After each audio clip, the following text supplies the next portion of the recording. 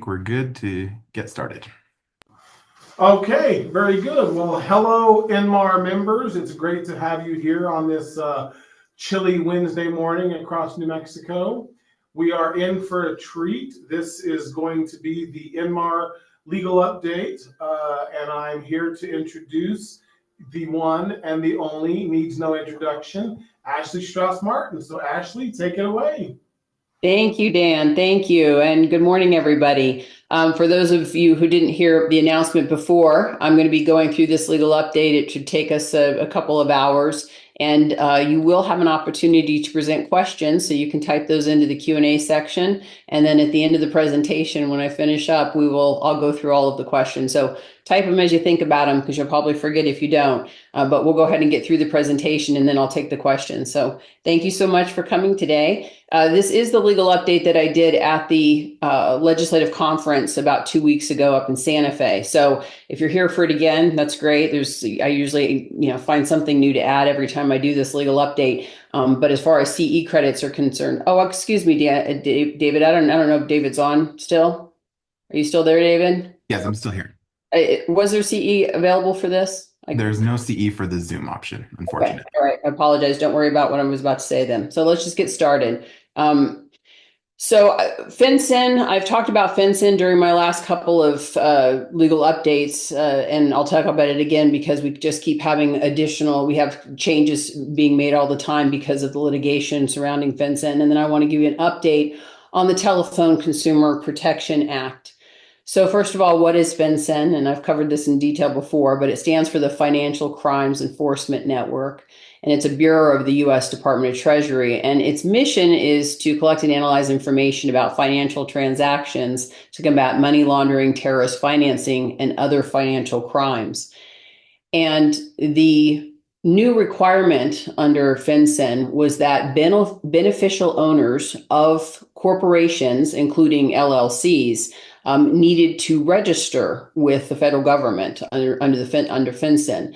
And when we're talking about beneficial ownership, we're talking about anybody who owns or controls at least 25% of a company or has substantial control over the company. A company applicant is an individual who directly files or is primarily responsible for filing of the document that creates or registers the company. But again, it's not just ownership. It was also substantial control over the company, even if you didn't have an ownership interest. So there were deadlines for filing with FinCEN where you had to go onto the website and you had to actually file the names and information regarding the beneficial owners. And FinCEN was challenged based on constitutionality. The challenges were that it actually that the governmental agency had actually gone beyond their scope and was doing something and requiring something that was not permitted for them to require. And so there was several cases that were brought forward in challenging FinCEN. And where we've landed at this point on January 23rd is that the Supreme Court did grant the government's motion to stay a nationwide injunction issued by a Texas court, and it remains in place. And reporting companies are not currently required to file beneficial ownership information with FinCEN, despite the Supreme Court's action in the Texas case.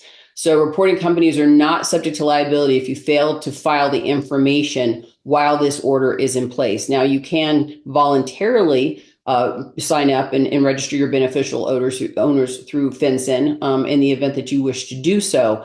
But right now, as things stand, you are not required to report that data.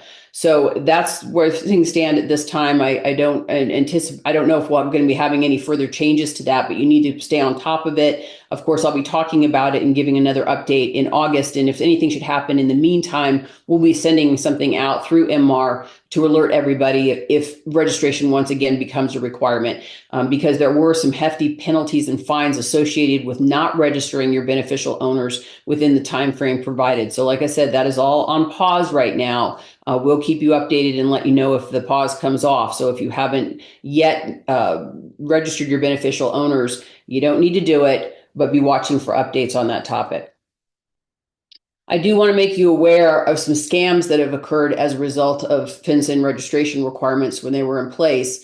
The scams that we're seeing is that people are receiving some kind of request to make some kind of payment related to their FinCEN registration. And there is no fee to file the beneficial ownership under the FinCEN requirement. So in the event that you get any payment request, that is a scam.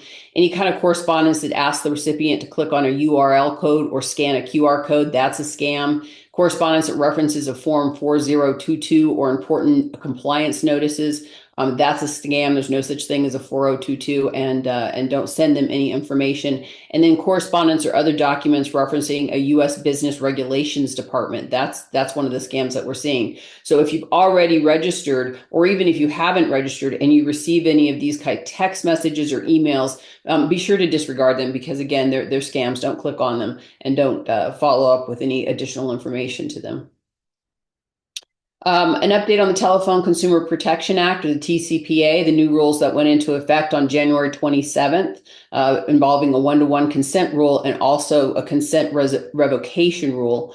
So the new update, the one-to-one consent rule, businesses must clearly and conspicuously request and obtain written consumer consent for robocalls and texts from each individual company. So robocalls and texts are obviously, you're not picking up the phone and calling them. You've got a system that you've set up that is automatically calling them or automatically sending them robotext. If you want to call, text, or drop a pre-recorded message using an auto dialer, you must get specific consent from that person for your business only, for your specific business.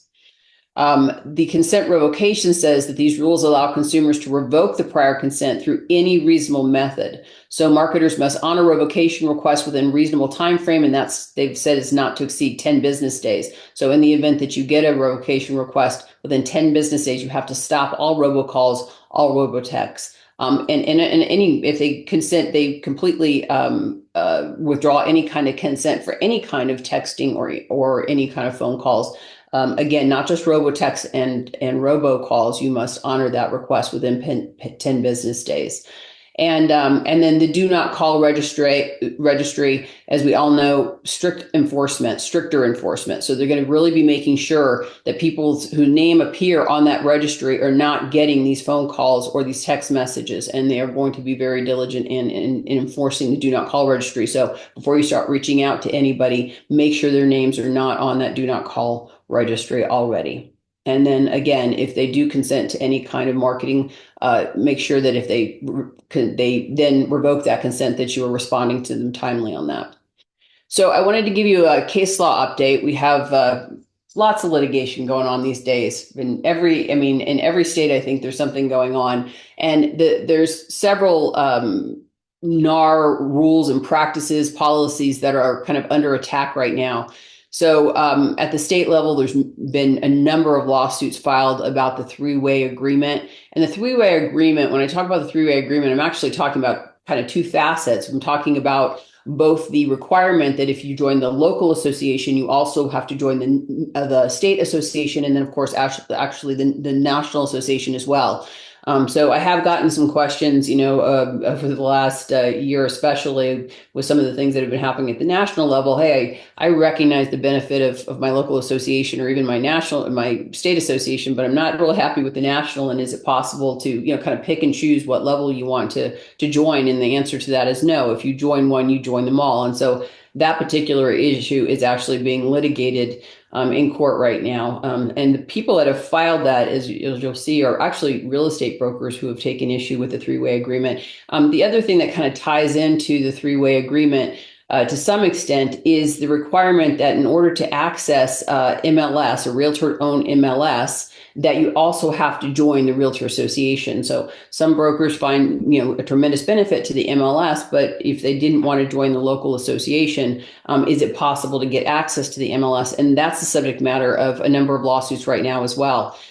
We do have a case at the federal level, DesignWorks Homes versus Jackie Bolgen, and we'll talk about that. And that has to do with the use of floor plans in marketing of your properties that you market for sale. And then a couple of cases in New Mexico that I want to talk about. One of them involving the unauthorized practice of law, and then in the landlord-tenant case. And I don't know how many property managers that I have on this call today, but I am going to take a minute to talk about property management issues, just because both of these cases kind of derive from property management and landlord-tenant relationships. So first and foremost, the three-way agreement lawsuits. You can see here we have at least 4 districts, and they seem to be popping up every day involving the three-way agreement. And again, there's a couple of issues that are being litigated within these cases, both the issue of joining the state, local, and national association, and whether those whether that's an illegal tying arrangement under antitrust law, tying the membership in a local association to the membership in a state association and to the national association. And then the second issue being the access to the MLS in the event that you just want to join the MLS and you don't want to join the local association. Is that an illegal tying arrangement under antitrust law to require you to join the association in order to get access to the MLS? So these 4 cases have been ongoing for the last probably 3 months, 3 or 4 months. On the three-way agreement, and actually probably more accurately speaking, on this access to the MLS in the event that you are not a Realtor member, this case, that issue has been decided by 4 circuits already. So there are federal district courts that encompass usually a number of states. California is so large that they have their very own federal circuit court, the 11th Circuit. But in most areas, the circuit courts actually encompass a number of states.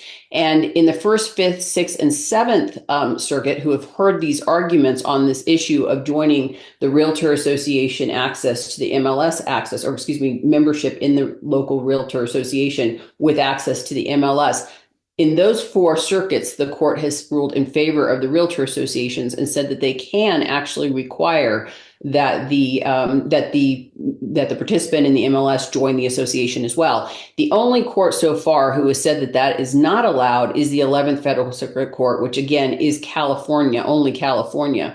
So there are. And there has been, through the National Association of Realtors, they have allowed, and for some time now, for MLSs to allow access. So even if you are in a jurisdiction that doesn't require you to allow access to non-realtor members, the MLSs have the option under the NAR rules to allow non-member realtors into the MLSs. And so some of them actually have chosen to do that, even though they're not required to do that by law. They have chosen to allow access to the MLS by non-realtor members. Nobody in the state of New Mexico has done that. I know that the New Mexico MLS has contemplated that, and it might be something they were moving forward with. And I just talked to somebody yesterday who said that the Southwest MLS, which is out of the Greater Albuquerque Association of Realtors, is actually contemplating access for non-realtor members as well. And the rules under the NAR rules, there is allowance for example, some additional fees to be charged to people that are not realtor members who are accessing the MLS, because some of the realtor dues are actually kind of offsetting some of the cost associated with the MLS in some cases. And if they're not paying those association dues, then there's justification for charging those participants in the MLS a little more money. And so I think that because of the litigation that's going on these areas, I think that all MLSs are looking at this issue and should be looking at this issue and considering whether or not they're interested in allowing non-realtor members into the MLS. I know that we've had a bit of a hard time getting really exact numbers from the New Mexico Real Estate Commission on how many licensees we have in the state of New Mexico who are not realtor members.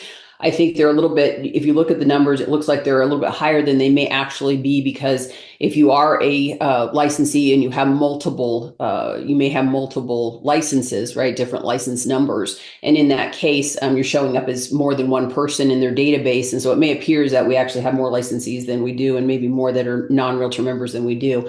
But nonetheless, I do think there's a number of licensees out there who may very much want to have access to the MLS that don't right now. But I do think it's something that the local MLSs need to be contemplating, because we haven't, knock on wood, had any lawsuits filed in New Mexico against our MLSs for not allowing non-realtor members into those MLSs. But as you can see, it's ripe for review. We're in the 10th Circuit. It has not been decided by the 10th Circuit yet, so it's kind of ripe for review up here in our circuit. And I don't know how it would play out. Now, when you have different circuits that have different opinions, like we have just right now, even, right? The 1st, 5th, 6th, and 7th says, realtors can require realtor association access. whereas the 11th Circuit said they cannot. That is an issue that becomes ripe for review by the Supreme Court of the United States, who ultimately would have to make a decision as to whether or not that tying arrangement is illegal or not illegal under antitrust law. So this is a big deal for MLSs to be looking at. For those of you out there who may be sitting on your MLS board of directors,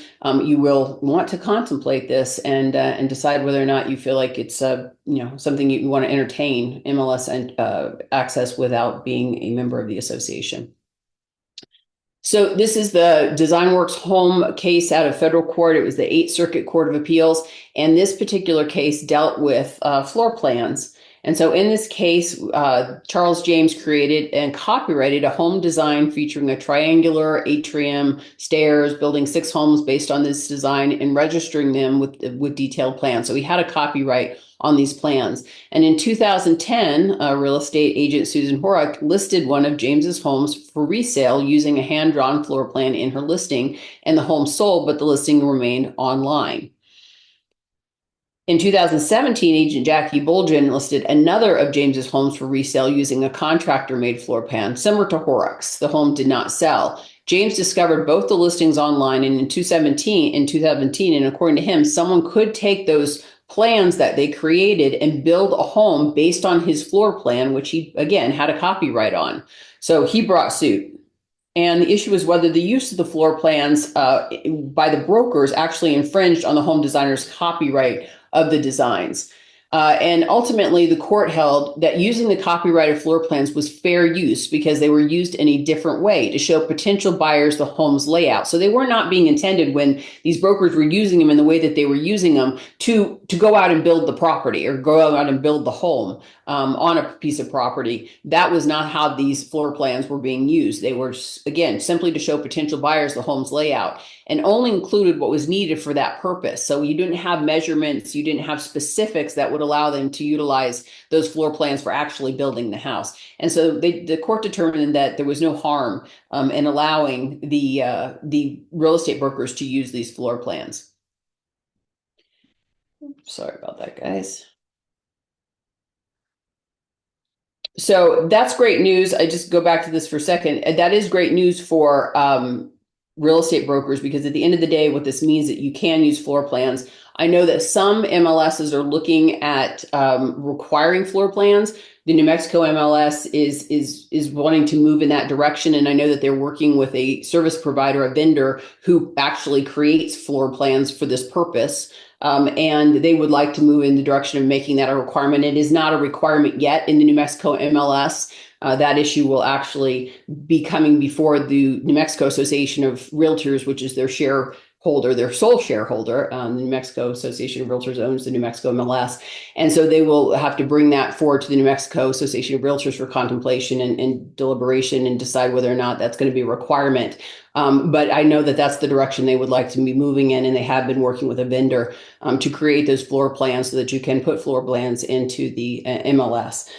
So that's an interesting development and really opens the door for the use of floor plans, again, for the purpose of showing the potential buyer's home layout and not for purposes of building the actual property. That kind of opens the door for realtors to be using the floor plans in that manner, which is great news, without concern that you're violating someone's copyright. So this case, which is a New Mexico case, involved a lease agreement. And the tenants in this case entered into a lease with their landlord, and before the lease ended, the parties agreed to terminate it early. And within 10 days of the tenants leaving the landlord, 10 days of them leaving or vacating the property, the landlord sent an accounting of deductions from their deposit. And the tenants disputed part of the refund, and they didn't want to cash the check because there was some language on the check that says by cashing the check, you acknowledge that all the monies due have been satisfied, and they were afraid they would be waiving the right to contest the deductions if they cashed the check. So then the landlord notified the tenants in writing that she would issue a stop payment if it was not cashed by August 1st, because they had not, again, cashed it because of this language on there. And then she did so. She did a stop payment on August 1st. And the tenants filed a magistrate court action contesting the deductions, and the landlord filed a cross claim seeking additional damages. So she had deducted money from their deposit, but in the cross claim, she was seeking additional damages that were not accounted for with the deductions. And so the issue became, can a landlord who complies with the Owner Resident Relations Act, which is this 47-818 governing damage of deposits, later file a suit for damages to the rented property that were not identified and deducted from the initial damage deposit within the 30-day window? Because when a tenant vacates a property, the landlord is required within 30 days, and we can see that they did it within 10 days in this case, but within 30 days, the landlord is required, and it's 30 days from the date that the lease ended or they vacated the property, whichever should be later. They have 30 days to account for the deductions from the deposit, and if there is a refund, to refund any additional deposit. The court reviewed this issue, and at the district court level held that if a landlord timely complies with the New Mexico Owner Resident Relations Act, then they may not be prohibited from filing a subsequent counterclaim for previously unidentified damages to the rental property. You only have so much damage deposit. So when you run out of damage deposit, you might not keep deducting because there's nothing to deduct it from. But the court said you can go ahead and file for those additional deductions or additional damages that are not necessarily in your letter, because you've deducted everything you could deduct from the money that you were holding. And the Court of Appeals affirmed the district court decision, and the Supreme Court decided that they didn't want to hear it. They weren't going to listen to the arguments. And so we're left with the New Mexico Court of Appeals decision, which affirmed the district court's decision. And once again, if you've given an accounting of damages within the 30-day period, you've run out of any kind of damage money that you have, but maybe there are additional damages that are still existing, you are not precluded, even though you didn't include them in your letter, from pursuing those in court. Because again, even if you didn't put them in the letter, because again, you can only deduct so much from what you have, and that's your obligation, is to show the deductions from the money you actually have. And then you can pursue those as a landlord.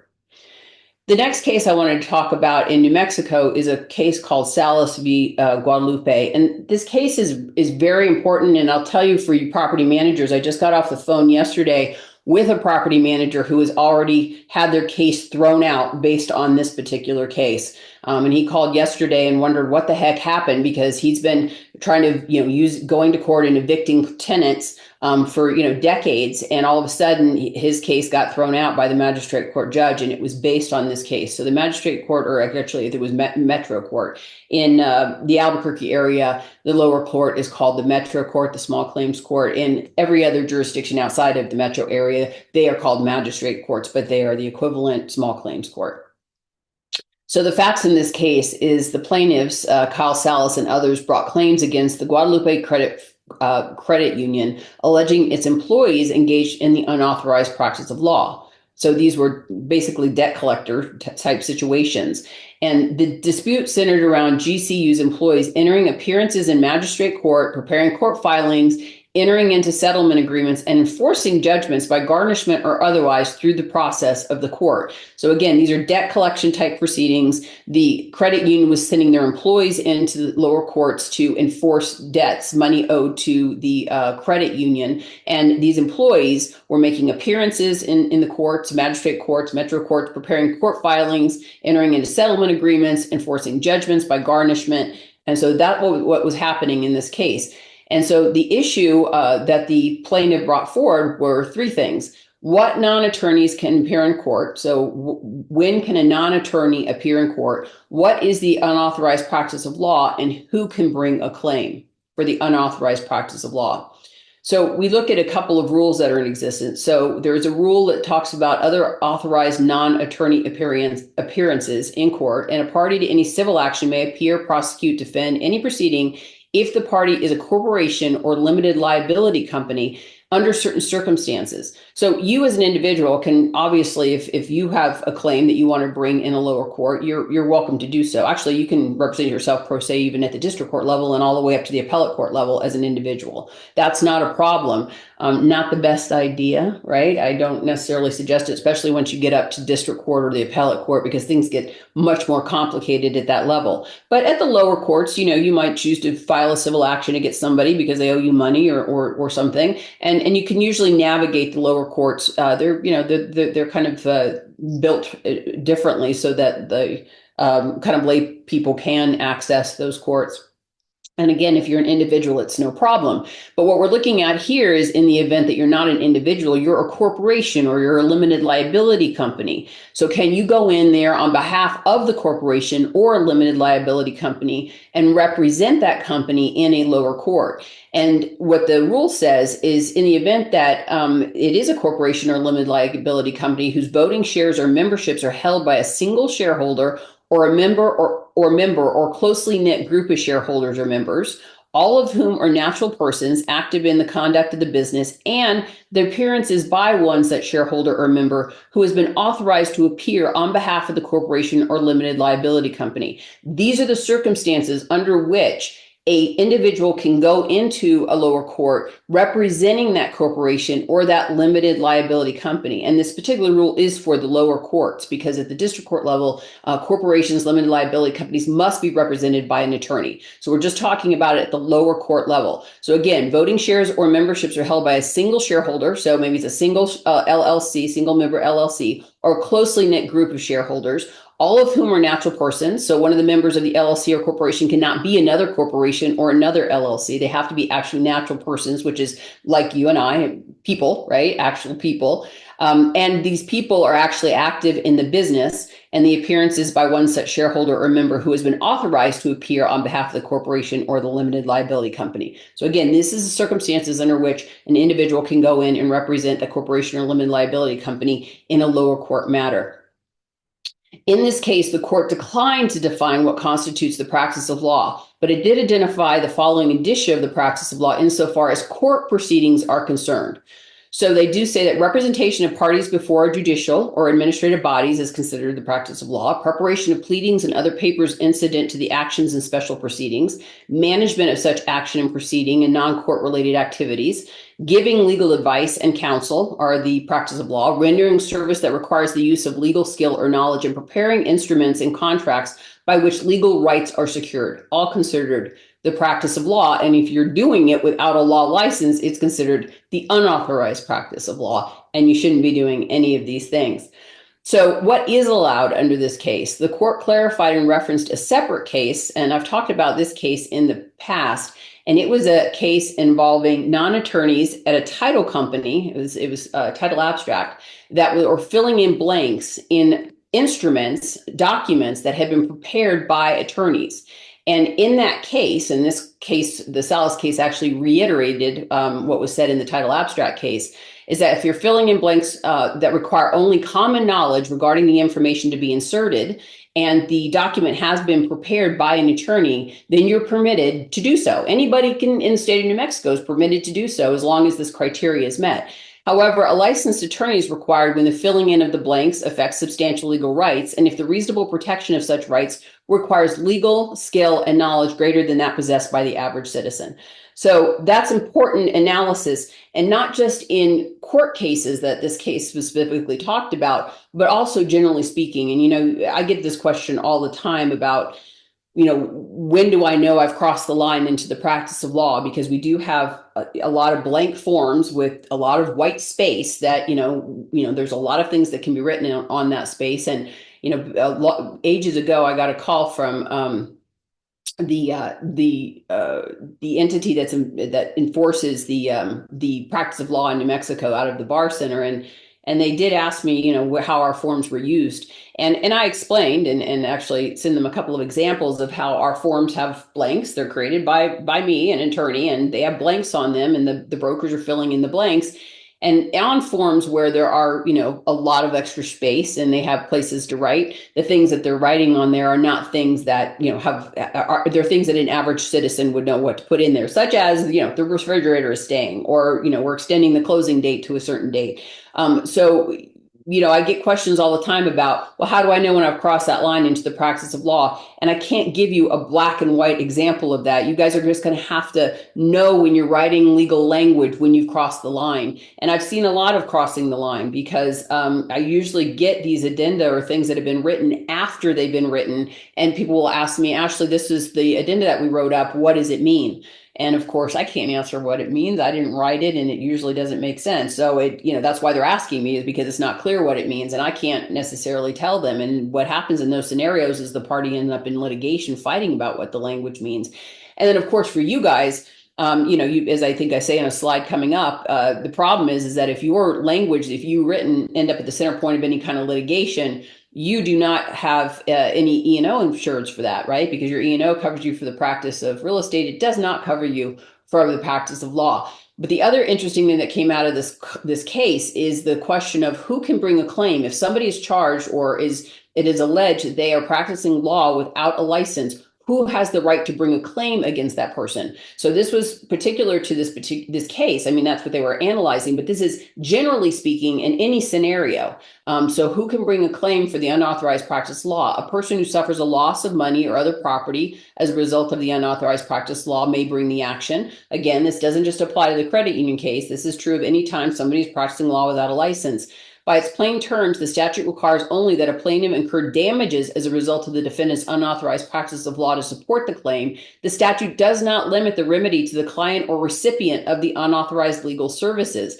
So that means that in the event that you maybe the person who, your client, for example, who you wrote the language for would have a claim against you, but also perhaps the party on the other side of the transaction who also was utilizing that language, if they should suffer damages, they also can bring a claim against you.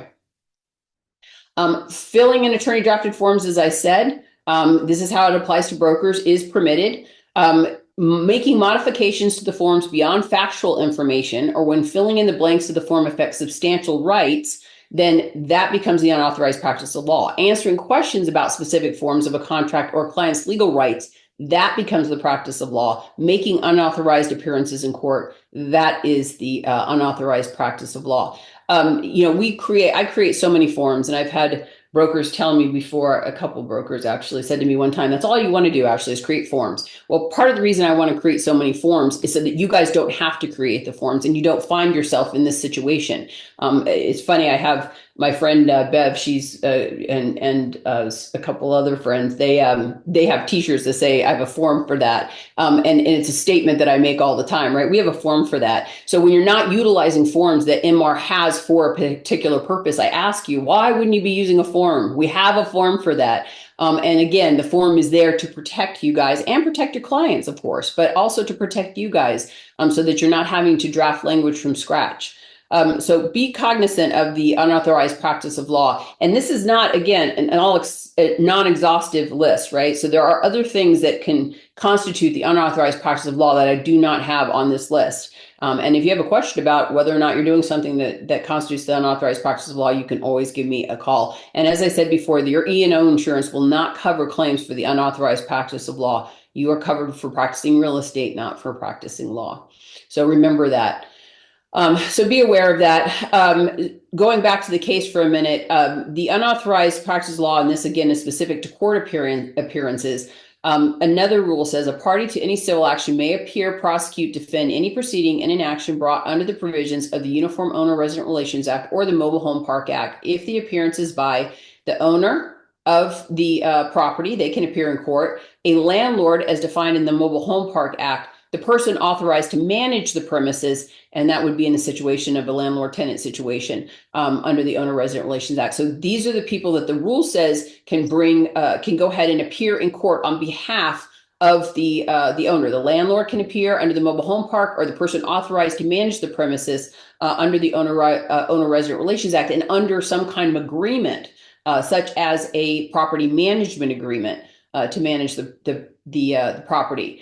But these are the things that this court analyzed, and this is how it came up. So who is the property management agreement with? Now, in the event it's with an individual, then it's clearly covered by this particular provision. The person authorized to manage the premises, they can appear in the lower courts in the event that the property management agreement is with an individual. But most of the time, that's not the case, right? Most of the time, these property management agreements are with the brokerage, just like our listing agreements are with the brokerage, just like our buyer broker agreements are with brokerages. So this is where further analysis comes in.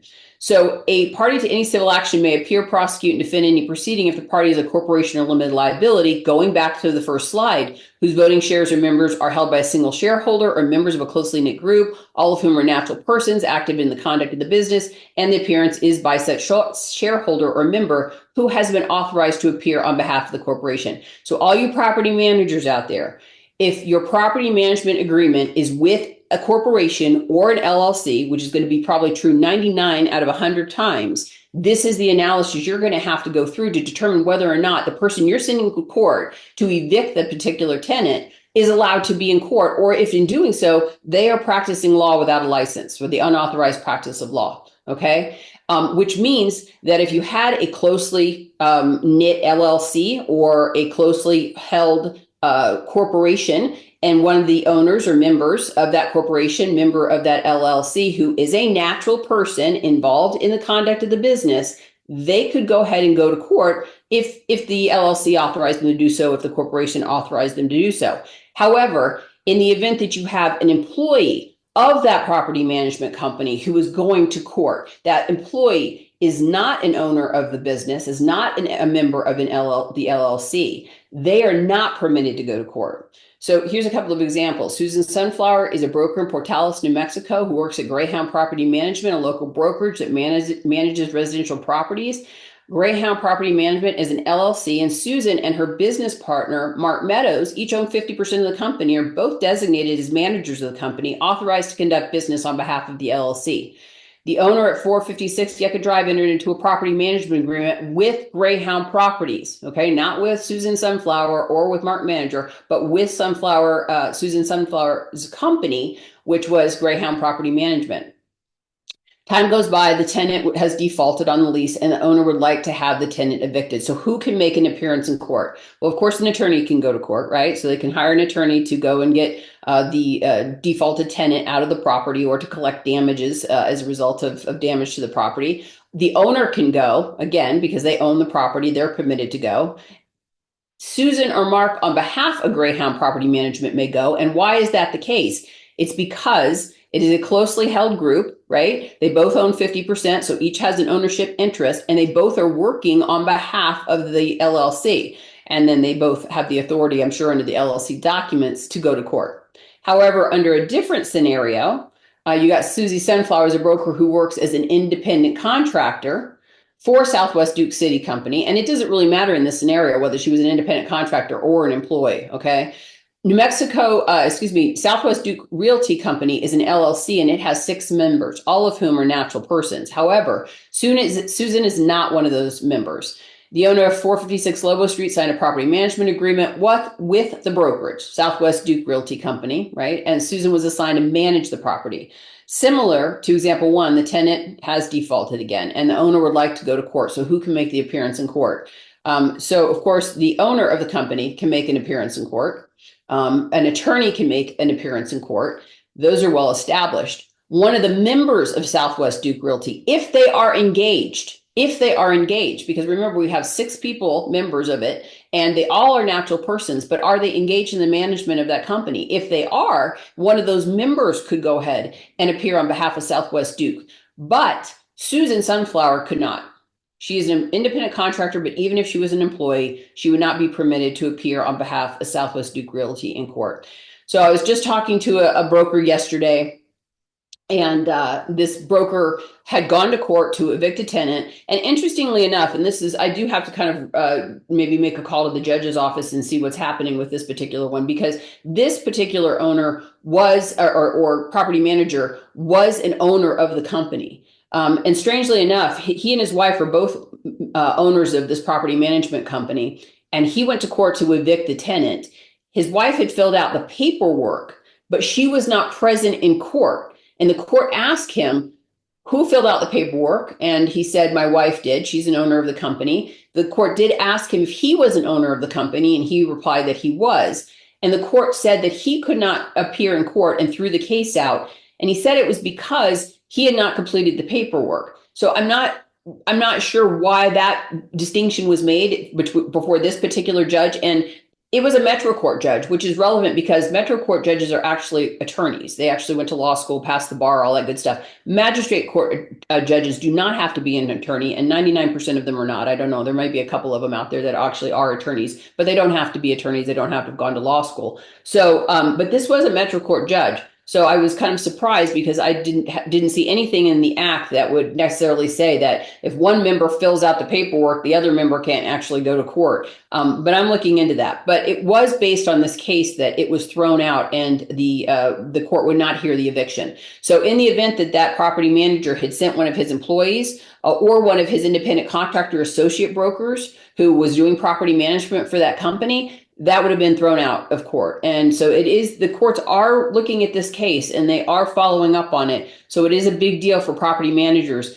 The takeaway for that particular broker that was in court yesterday and got thrown out is that in the event that evictions are required or any kind of monetary, going after the tenant for any kind of monetary damages, their position is going to be going forward that the owner has to hire an attorney to handle those, and that the property management company will not do that. Now, that might be an extreme reaction to this because, again, there are scenarios where the owner of the property management company could go to court and represent that owner. But again, that criteria has to be met, and your employees and your independent contractors who have no ownership interest in the property management company are not going to be able to appear in magistrate Metro Court to evict tenants or to collect any kind of damages in the event there's additional damages. I'll just quickly note that if you're using the MR property management agreement, that form does not require property managers to pursue damages after eviction. It does have a provision in there, and we're going to have to look at that about getting the tenant out through the eviction process. So I'm going to have to be revisiting that language in light of this case. But it does not ever require, never has required you to actually pursue damages against the tenant in the event that the tenant is out. So another case I want to talk about briefly is the Phoenix Association of Realtors case.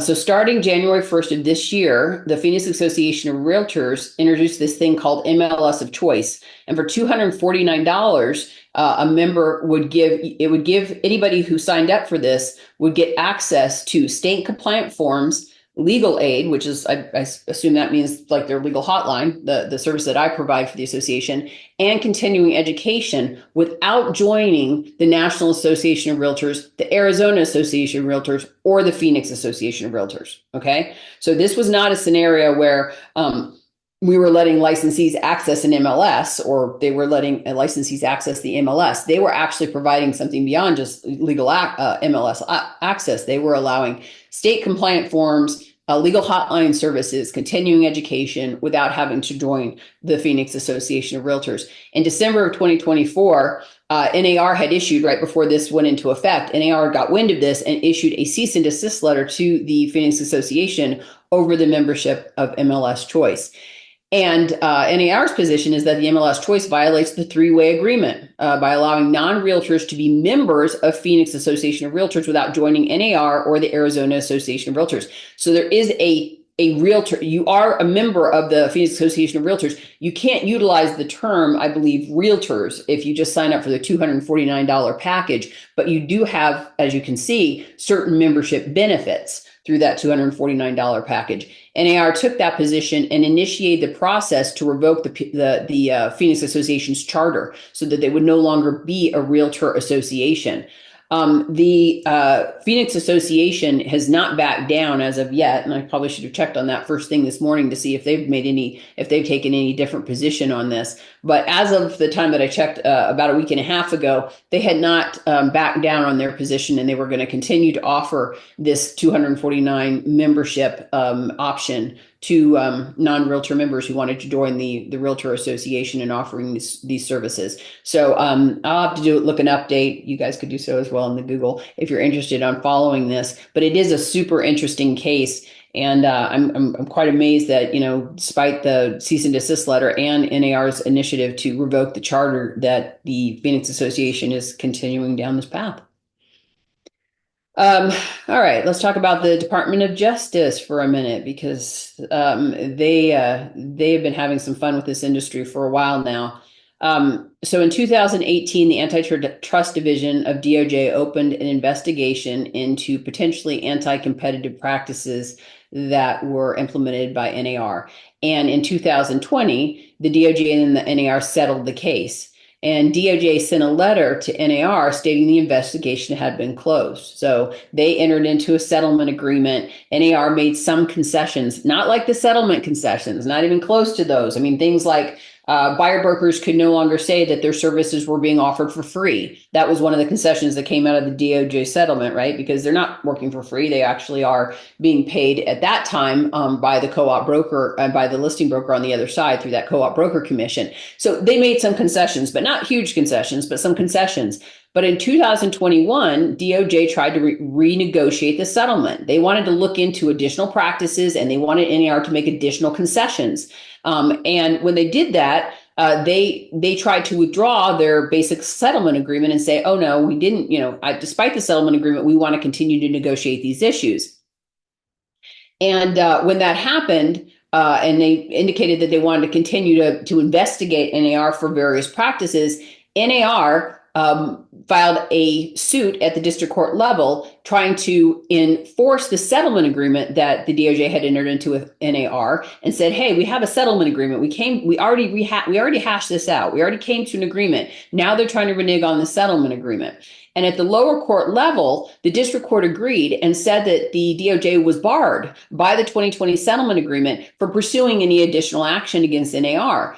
But the DOJ appealed that decision, and in 2024, the U.S. Court of Appeals reversed the opinion of the lower court, allowing the investigation to be reopened, meaning that the DOJ could continue to go after NAR for various practice. And the NAR did petition the Supreme Court of the United States to hear the case, because again, this is the appellate court level, right? District court and then the Court of Appeals, and then when you're dealing with federal law, you're talking the Supreme Court is next. But the Supreme Court denied their request to hear the case. And so we're left again with the Court of Appeals decision, the U.S. Court of Appeals decision, reversing the lower court, allowing the DOJ to reopen their investigation into NAR practices.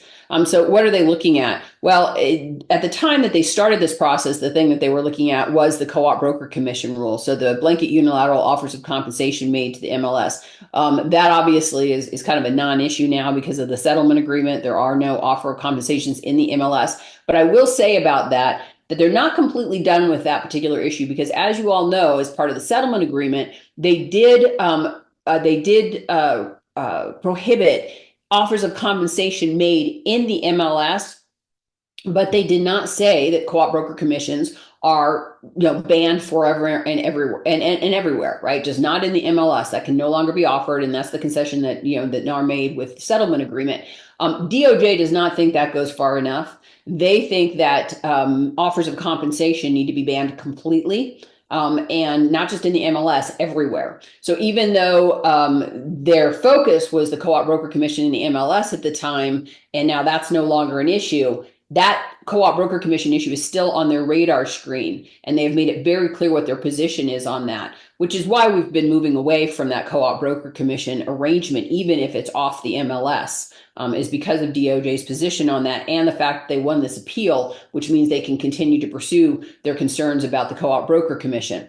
The other thing that they've been looking at is the clear cooperation rule, which of course you all know is that policy that went into effect, 4 or 5 years ago, that requires, in residential context, all listing brokers that belong to the MLS to put that listing in the MLS within 1 business day of doing any kind of public marketing of the property. It doesn't apply to commercial, doesn't apply to vacant land, but residential properties, if you're doing any kind of public marketing, which means you're putting a sign in the front yard, you're putting it on your Facebook page or other social media, any kind of public marketing, and it has to be in the MLS within 1 business day. And they do have an office exclusive currently under the clear cooperation rule. It will allow you to market to buyers within your own brokerage. So you're not doing public marketing. You're not talking to brokers outside your brokerages or buyers that don't do business with your brokerage. You're not doing any kind of, signs in the front yard or any kind of marketing on social media. You can market to the folks within your brokerage and your brokers within your brokerage and your buyers that have already been working with your brokerage. And then you can keep it off the MLS, but that's the only exception right now. And so clear cooperation right now is very much kind of hanging in the balance. And we'll talk about that a little bit more in a minute. So the NAR lawsuit, as everybody has probably heard so much about, I know that you're tired of hearing me talk about it. I'm tired of hearing me talk about it. It's just been going on and on. But for those of you, I did talk to a broker the other day on the phone who was not familiar with the lawsuit or how we got here. They did find a co-op broker commission in our purchase agreement, and they were, quite surprised by it and didn't think that was a good idea, and wondered what the heck we were doing and why we were doing it. And I had to go back to the very beginning and walk through the whole process and explain how we got here. This is how we got here. The Moeller versus National Association of Realtors lawsuit, right? Also the Gibson one, which was called, I think, Sitzer or something in the beginning, and then it changed to Gibson. 2 antitrust class actions that allege a longstanding anti-competitive practice in the residential real estate industry that have inflated the cost of broker commissions throughout the U.S. So their allegations was that the requirement, NAR had a requirement in their model rules that said that if you are a realtor-owned MLS, and there are non-realtor owned MLSs out there who didn't have to follow this. Some of them did follow it, some of them didn't. But if you were a realtor owned MLS, you did have to follow it. You had to put some co-op broker commission in the MLS. Now, NAR never dictated how much you put in there. It could be $1, it could be, whatever you want to put in there. But there was a requirement for some co-op broker commission. The allegations in this lawsuit was that requirement was actually keeping real estate broker commissions inflated. So consumers were being harmed, right? And they brought it under antitrust law because they said that in order to have an antitrust violation, you have to show conspiracy or collusion between competitors in a marketplace. So the collusion was between the National Association of Realtors, who had this rule requirement, requiring the local MLSs to adhere to this rule requirement, and the MLSs requiring the brokers within the participants within their MLS to adhere to that requirement. Those are the players involved here, right? And so the brokerages and the brokers, the local MLSs and NAR in that way. And then they felt like that collusion or that conspiracy to with this policy, again, inflated commissions for the consumers. And what they introduced as evidence, they said that in other countries where you had a buyer who was negotiating their buyer broker commission and a seller who was negotiating their listing broker commission, that the overall consumer cost to the consumer in broker commissions was actually lower. That was the evidence that they introduced to substantiate their position that this arrangement was actually keeping the consumers paying more money for their broker commission. So NAR, multiple MLSs and multiple brokerages were named in this lawsuit, and it was a class action. It got certified as a class because there were so many sellers as part of this lawsuit that they certified it as a class and said, anybody who sold a piece of property within a certain period of time could join this lawsuit. And there was a lot of people. And the jury verdict came back at $1.8 billion, B with a B, billion. And you might have even heard the number's closer to $6 billion. And the reason for that is because under antitrust law, you can actually get 3 times actual damages if they find an antitrust violation. So you find what the actual damages are, but if it's an antitrust issue, you can get up to 3 times actual damage. So we probably even heard numbers closer to $6 billion on the jury verdict. And then what happened, as soon as this jury verdict occurred, all over the United States, there were all of these lawsuits popping up against all of these little MLSs and big MLSs and brokerages and brokers all across the United States, because my gosh, this was the time to you got to strike while the iron's hot in the plaintiff's world, right? And you had this huge verdict, and they knew that everybody would be settling these cases left and right because they were afraid another verdict like this might come out of it. NAR had vowed to appeal this decision, and before it went up to appeal, because that was going to take a little bit of time, NAR entered into a settlement agreement. So they could have waited to find out what the appellate court would have said. But if the appellate court said, yeah, that was a good verdict and there was no reason to overturn it, then they would have been stuck with $1.8 billion or close to $6 billion in treble damages if they had gotten it up to treble damages. And NAR didn't want to take that chance. Plus, meantime, like I said, all of these sellers that had not joined this class action lawsuit were suing in all of these other jurisdictions all over the United States. So these lawsuits were just never ending. So NAR entered into a settlement agreement, and they were able to actually create a global settlement so that it took care of all of these, anybody involved in the settlement. It was going to take care of all these other little lawsuits that have been popping up everywhere and that would continue to pop up. And what they agreed to do was pay $418 million over several years. I actually think it was 3 years, not 4 years. So 418 million over, I think, 3 years. No more co-op compensation in the MLS. So that rule that they had that the lower the MLSs, the realtor-owned MLSs were required to adhere to was gone. Not only was it gone, and they were prohibiting any kind of co-op broker commission in the MLS. And then the requirement for buyer broker agreements to be in place with buyers prior to the time that a buyer toured a property. So it only applied, the buyer broker agreement only applied to residential properties, not commercial, not vacant land, because it actually didn't say touring a property, and I should have fixed that before this, but it said touring a home. So before you tour a home, obviously if it's vacant land, there's no home that you're touring. So the buyer broker agreement is specifically for residential. It was preliminarily approved by the court last spring, and we released a bunch of forms at that time, and then it was finalized in November of 2024. So the court went back in.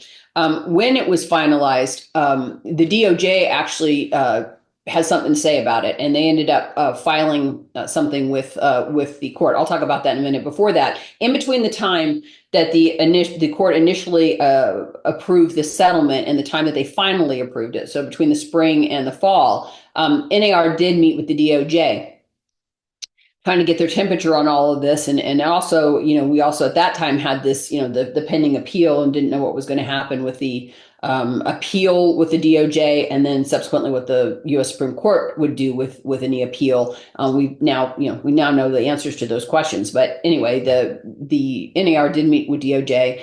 And the DOJ said the settlement empowers buyers and brokers to negotiate and mutually agree to services and compensation that work for them. And Sears was the president of NAR during this meeting. Realtors should work with consumers to ensure they fully understand the options available to them while continuing to seek fair compensation for their services and sharing tips for crafting clear and transparent buyer broker agreements. And you can see a bunch of videos and things on the NAR website for how to talk to your buyers about buyer broker agreements and things like that. But what the DOJ said, in addition to making sure the forms are very, consumer friendly, because that's what DOJ is really requiring from the forms. But in addition to that, DOJ said, don't try anything fishy.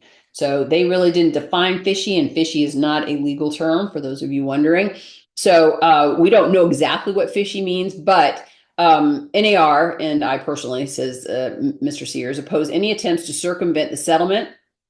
He wanted everybody to know that the DOJ is watching. The practice changes should be implemented fully and in good faith in the service of promoting consumer empowerment, consumer choice, and healthy competition. And they have a whole bunch of FAQs on the NAR website for the settlement agreement. And the other thing that the president of the NAR said about his meeting with the DOJ and their conversations is the DOJ made it very clear they're not done. So they said it's an important step forward, but added that we expect the DOJ to continue making inquiries into the industry practices if they've done in California. And what they did in California is California got ready to release all of their forms as a result of the initial settlement being provided, and they had to pull some back. And I think I talk about that on the next slide. When the final settlement was approved in November, DOJ did weigh in. They filed a 5-page statement of interest. They didn't take any position actually on whether the judge should approve the settlement or not approve the settlement. They did balk at the practice change requiring buyer and brokers to enter into the written agreements before touring homes. They don't like the buyer broker agreements. They don't like, requiring a buyer to enter into a buyer broker agreement in order to get to see a house. So they did make that clear. They wanted the judge to clarify that the settlement does not create any immunity or defense under the antitrust laws, which he did. So this was a big deal. They really wanted the judge to be clear in his order that this settlement agreement and NAR entering into the settlement agreement did not create any kind of immunity or defense to the antitrust laws. And DOJ warned that the deal's practice changes wouldn't prevent further legal challenges, and specifically requested the judge clarify that the settlement is not a protection against future enforcement by the DOJ against the NAR and against realtors, brokerages, MLSs, etc. And he did this. So DOJ wanted it very clear that they were not waiving any rights to file lawsuits in other federal districts, pursuing additional claims against NAR and MLSs and brokerages and things like this as a result of the settlement. Remember, DOJ was not part of the settlement. I mean, they filed this statement of interest, but they were not a party on either side of this at all. They are not the ones who brought the lawsuit, and they were not involved in it, except for they took a, they were interested in it, but beyond that, so they wanted to make it clear that they would could continue to do whatever they were going to do.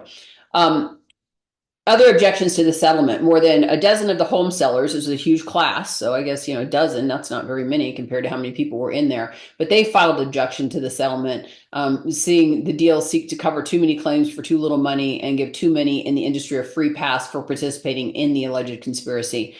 So they filed their objection, again hoping to sway the court into perhaps not signing off on the final settlement. It didn't stop him; he did do it. And then the other folks that filed these objections is this University of Buffalo contracts law professor. And she filed a 136-page objection to the settlement, calling it the worst of all possible worlds for consumers. And she subsequently challenged a court order compelling objectors of the deal to appear in person at the final approval hearing, saying the order is unconstitutional and a glaring appellate issue. So where's that going? I'm not quite sure where that's all going, if anywhere. She put out a very long, extensive analysis of forms after I think the first wave of forms came out in the spring when the initial settlement was approved. And she just tore forms across the states, tore them up. I mean, buyer broker agreements, tore them up, various forms. Our form actually made her top 5 or 10 list, and it was our unrepresented buyer form. And she claimed that the unrepresented buyer form actually it was a scare tactic to get buyers to enter into buyer broker agreements. So that form is utilized when you have, you want to work with a buyer and you say, listen, buyer, under our new settlement agreement or this new rule that I have that is enforced, by the way, all these rules are enforced by the MLS. So the MLS is charged with enforcing the no co-op broker commission and the buyer broker agreement. And so, you as a buyer broker say, under these new rules, I'm required to get a buyer broker agreement in place before you tour the home. And if the buyer doesn't want to sign it, and of course they have no obligation under the law, nobody can force the buyer to sign the contract. So if they don't want to sign it, then all you can say as a buyer's broker is, I can't show you the property, the home. I'm sorry. I'd love to, but I can't. I'd be in violation of not only, the settlement agreement, but my MLS rules. And you can look at the home, but you'd have to go see it through the listing broker. And the listing broker can share the home because they're working on behalf of the seller when they're letting the buyer in to look at the home. Now, if the buyer wanted to make an offer on the home and the listing broker was going to write that up for the seller, then, for the seller, yes, and for the buyer, then they become also working for the buyer, and they would need a buyer broker agreement at that point. But just to come in and look at the home, tour the home, they could see it with the listing broker without a buyer broker agreement in place.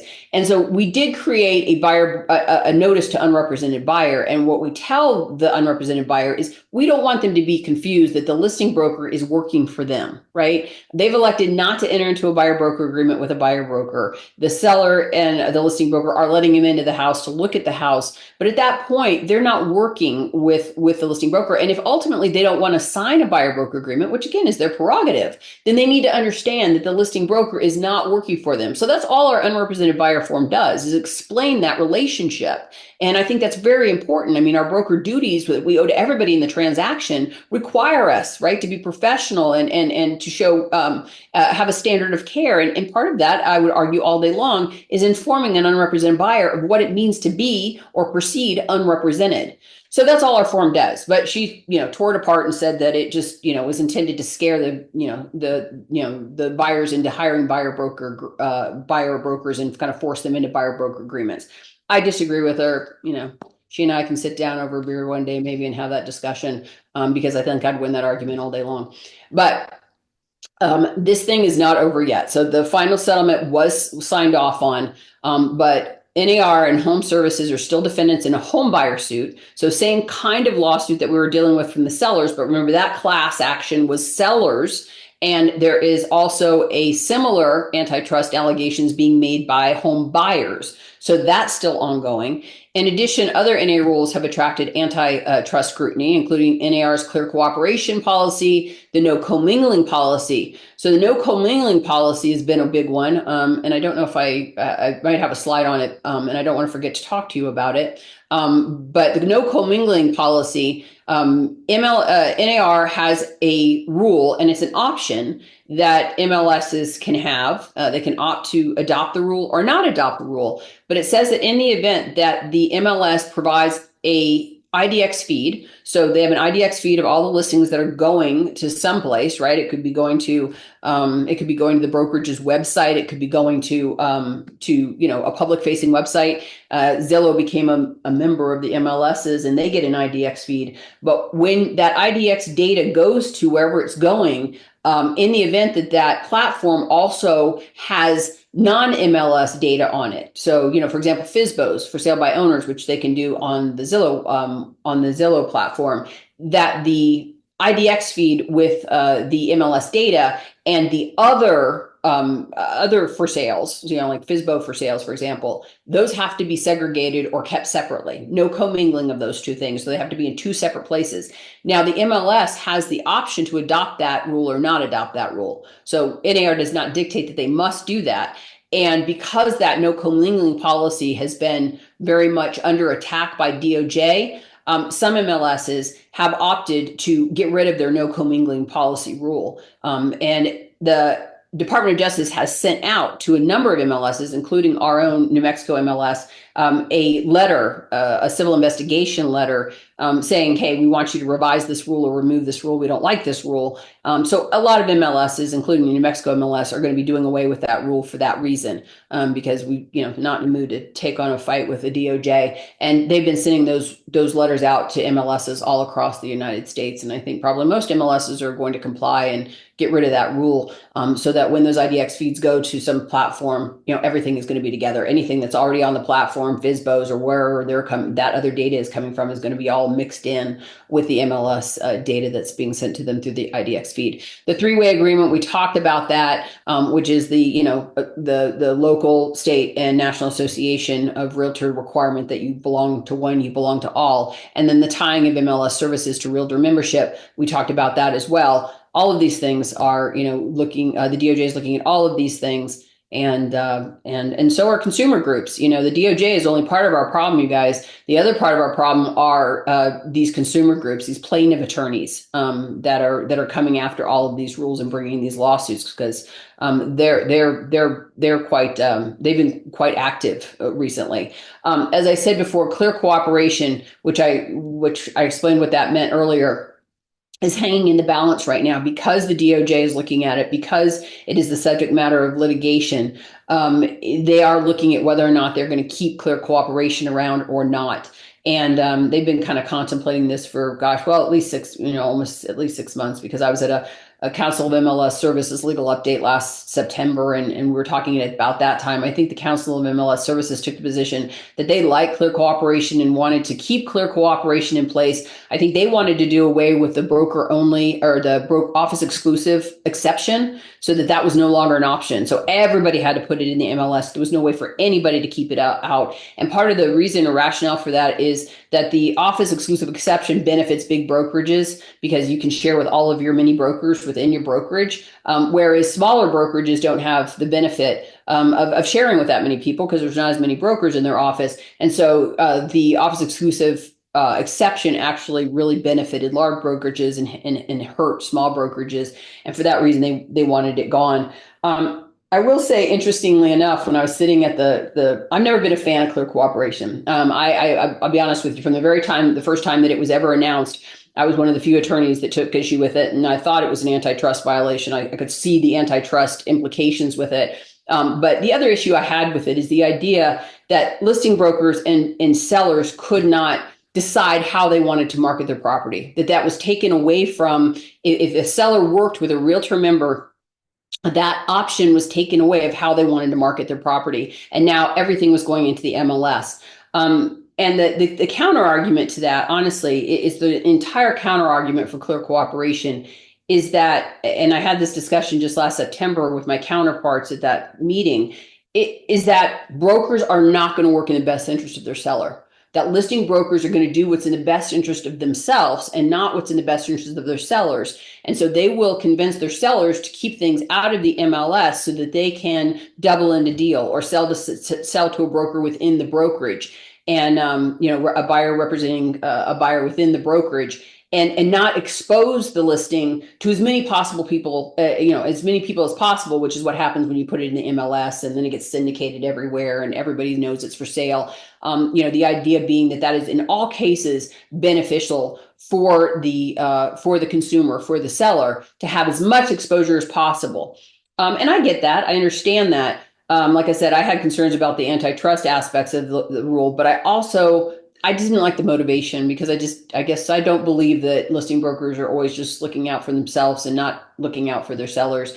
And I'll tell you where they really lost me with Clear Cooperation is when they said that in the event that a seller wanted to talk about their house being, let's say they did an office exclusive listing, so they didn't put it in the MLS, but the seller wanted to talk to their friends about the fact their house was for sale. They wanted to put it on their own Facebook page that their house was for sale. They wanted to do their own marketing or their own, advertising of their property for sale. And that would result in the listing broker being fined by the MLS because the seller had told somebody in the grocery line at the grocery store, my house is for sale. Public marketing, got to go in the MLS within 24 hours. If not, the listing broker can get in trouble and be fined. That's definitely where they lost me. So I wasn't a fan to begin with, and then they completely lost me when I learned about that. But it is hanging in the balance right now. Right now, it is still happening, you guys. Clear Cooperation is alive and well. So it's there is no option to circumvent it unless you're doing the office only exclusive, the office only exception or exclusive right now. Otherwise, it's still going. It is being contemplated though, so keep an eye out again for any announcements on what's happening with Clear Cooperation. So I did mention earlier about the DOJ, and one of the things I mentioned was the California Association of Realtors, because when the lawsuit was originally, or the settlement agreement was originally initially approved in the spring, they revised all their forms, just like we did, like so many states did, right? And the DOJ, they were getting ready to release them, and the DOJ sent them a letter criticizing their forms, and they ended up pulling back 21 of their forms, and they revamped them, and they removed all co-op broker commission from any of their forms, any of the listing agreement. They pulled their what's equivalent to 1108. Our 1108 is our broker-to-broker compensation agreement. They pulled that from their library, and DOJ has made it very clear that they're looking at all association forms to see whether or not they feel like they are consumer friendly, or whether they're too confusing, or the print is too small, or they're trying to trick a consumer in some way. So they have made it clear that they are looking at consumer forms. California was one of the first to have their forms looked at. And they did make some revisions as a result. And this was right before we were getting ready to make all of our changes. And so when we released our 1106, even in the spring, which has since changed again, which I'll talk about here in a minute, we did remove all of our co-op broker commission from the 1106. There was no language like that in it. So we did end up making a bunch of changes in the spring when the initial settlement was approved. And then when the final settlement was approved, we went back, we looked at the forms that we've been working with for about 5-6 months, and we made some revisions to those forms to now that they were out there in the world. And these are the forms that we made all of the changes to. So I did create on the MR website, all of these forms were listed when they were released. A notice went out from NMAR that these forms had been revised. The PDFs were available. The only way, first of all, make sure that MR has your email address so that you are not missing the announcements when forms get revised, because we do send something out before they show up in all the vendor libraries. We send something out. We post PDFs. I always either do a video or a synopsis or something explaining what the forms changes were. So you'll find all of these PDFs on the website. You'll also find my video. This particular PowerPoint actually just had slides with audio on like 3 slides because I was able to explain the differences without audio, except for 3 slides I felt needed further explanation. You have to log in to see the legal resources page at the top of the MR website. So if you're not logged in, you won't see legal resources, and that's where you're finding all of these documents. So make sure that you can log in, and if you can't, then contact NMAR, and they will help you get logged into your account there. It is your NERDS number and a password, and that way you can access all of this. So let's talk about the changes we made to 2104. We added the team name. So you see buyer broker's team name and the seller broker's team name. And we've added that there. And you'll be seeing the team name added in other spots as well. So the team can be identified. But this is where we started with adding a team name. We have incorporated 2301, which was our standalone addendum that you could pull into the 2104 or any purchase agreement for that matter, that provided for the seller to pay the buyer broker commission, right? So if the buyer said, hey, I understand in this buyer broker agreement, I'm required to pay you a buyer broker commission or buyer brokerage commission, but I'd like to see if the seller will take care of that. Then we had 2301 that you would add as an addendum to the purchase agreement that the buyer could ask the seller to compensate the buyer's brokerage. We've now incorporated that 2301 into paragraph 7 of our 2104. So you do not need a separate form. Notice this language here where it says, if the seller has already entered into a compensation agreement with the buyer's brokerage, the form 4660 or its equivalent, then any compensation the seller has agreed to pay in this paragraph is in addition to the compensation that seller has agreed to pay in form 4660. We'll talk about 4660 in a minute, but I do want to talk about it now as well, just because, well, it's here, right? And what is 4660? So 4660 is a compensation agreement from the seller to the buyer broker. Okay, so it's where the seller is saying, I will pay the buyer's brokerage. 4660 should only be used before, in advance of an offer coming in. It should be fully executed before the buyer drafts their purchase agreement, okay, or at least before they submit it to the seller. 4660 is intended before they submit, and it should be fully executed before they submit. So let's say a buyer broker calls a listing broker and they say, does your seller, are they willing to pay a buyer broker commission? And the seller says yes. Okay, well, are they willing to commit to paying that before they see the offer? And the listing broker has solicited that information from the seller and knows that, yes, the seller is willing to commit to paying a buyer brokerage commission before they even see the offer. Now, the next question, of course, out of the buyer broker's mouth is going to be, how much are they willing to pay? That's going to be the next question. When we first created the 4660, we talked about utilizing it at the listing table. So in the event that the seller was willing to pay a buyer brokerage commission, willing to commit to paying that buyer brokerage commission ahead of time before they even saw the offer, that the seller could enter into the into the 4660, again, seller compensation to buyer's brokerage at that time, saying what they were willing to pay to a buyer's brokerage. I have taken a different position on 4660. I think that we were trying to look to doing things kind of the way we'd done them before, where the seller is, throwing out some number, and before it was the listing broker throwing out the number. Now it's the seller throwing out the number. But that is not my preferred way of doing things at this point. And the reason I say that, and this was very intentional in the settlement agreement, this was not an accident. They specifically say in the settlement agreement that the buyer broker cannot receive from the buyer or from any and all other sources, the buyer, the seller, the listing broker, anything more than what the buyer brokerage has agreed to work for in the buyer brokerage agreement, right? They can't receive anything more than that. So if you are a seller and you are throwing out some number to the other side, maybe that number is really, really low, and the buyer broker is unlikely working for less than that, and maybe that's fine.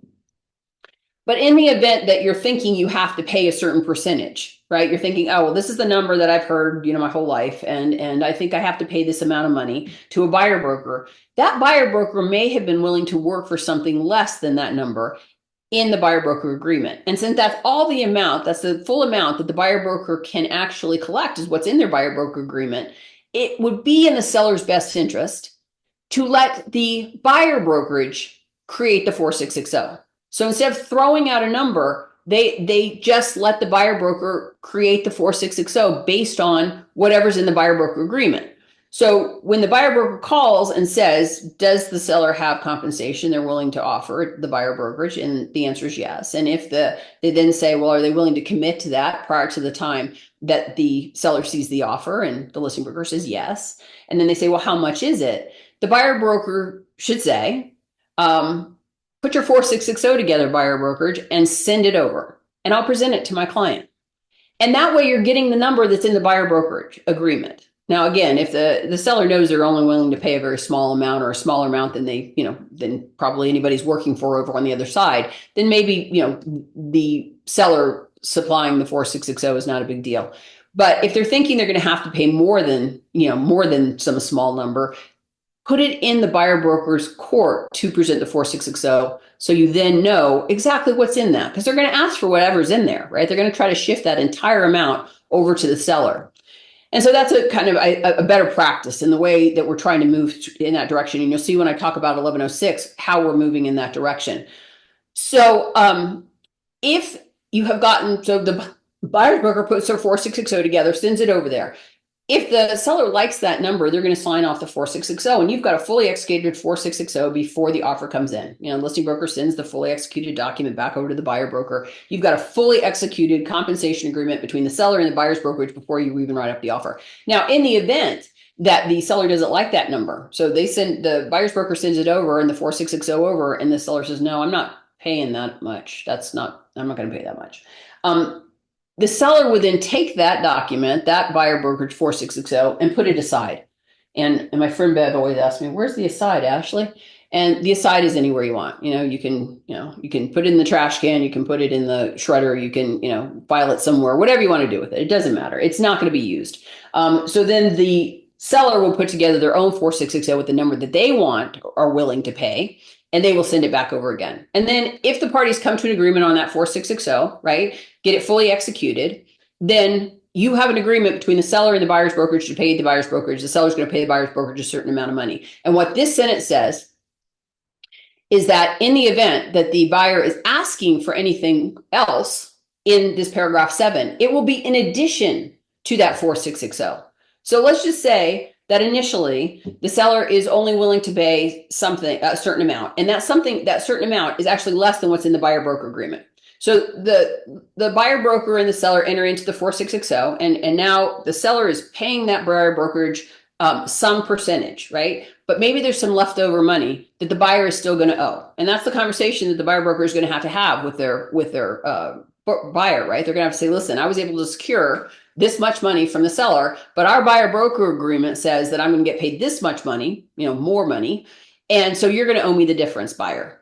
So when the buyer's writing the offer up, the buyer may say, listen, I'm making a great offer. I'm going to give them a full price offer. I'm going to be a cash deal. It's going to be a 3-week close, and I'm going to waive all of the contingencies. So I understand that they weren't willing to commit to paying the entire amount that you wanted initially, but I'm going to ask them for the difference right now because my offer is just that good, right? So in the event that the buyer chooses to put a number in here, even after that 4660 has been negotiated, then it'll be in addition to whatever that 4660 says. Okay.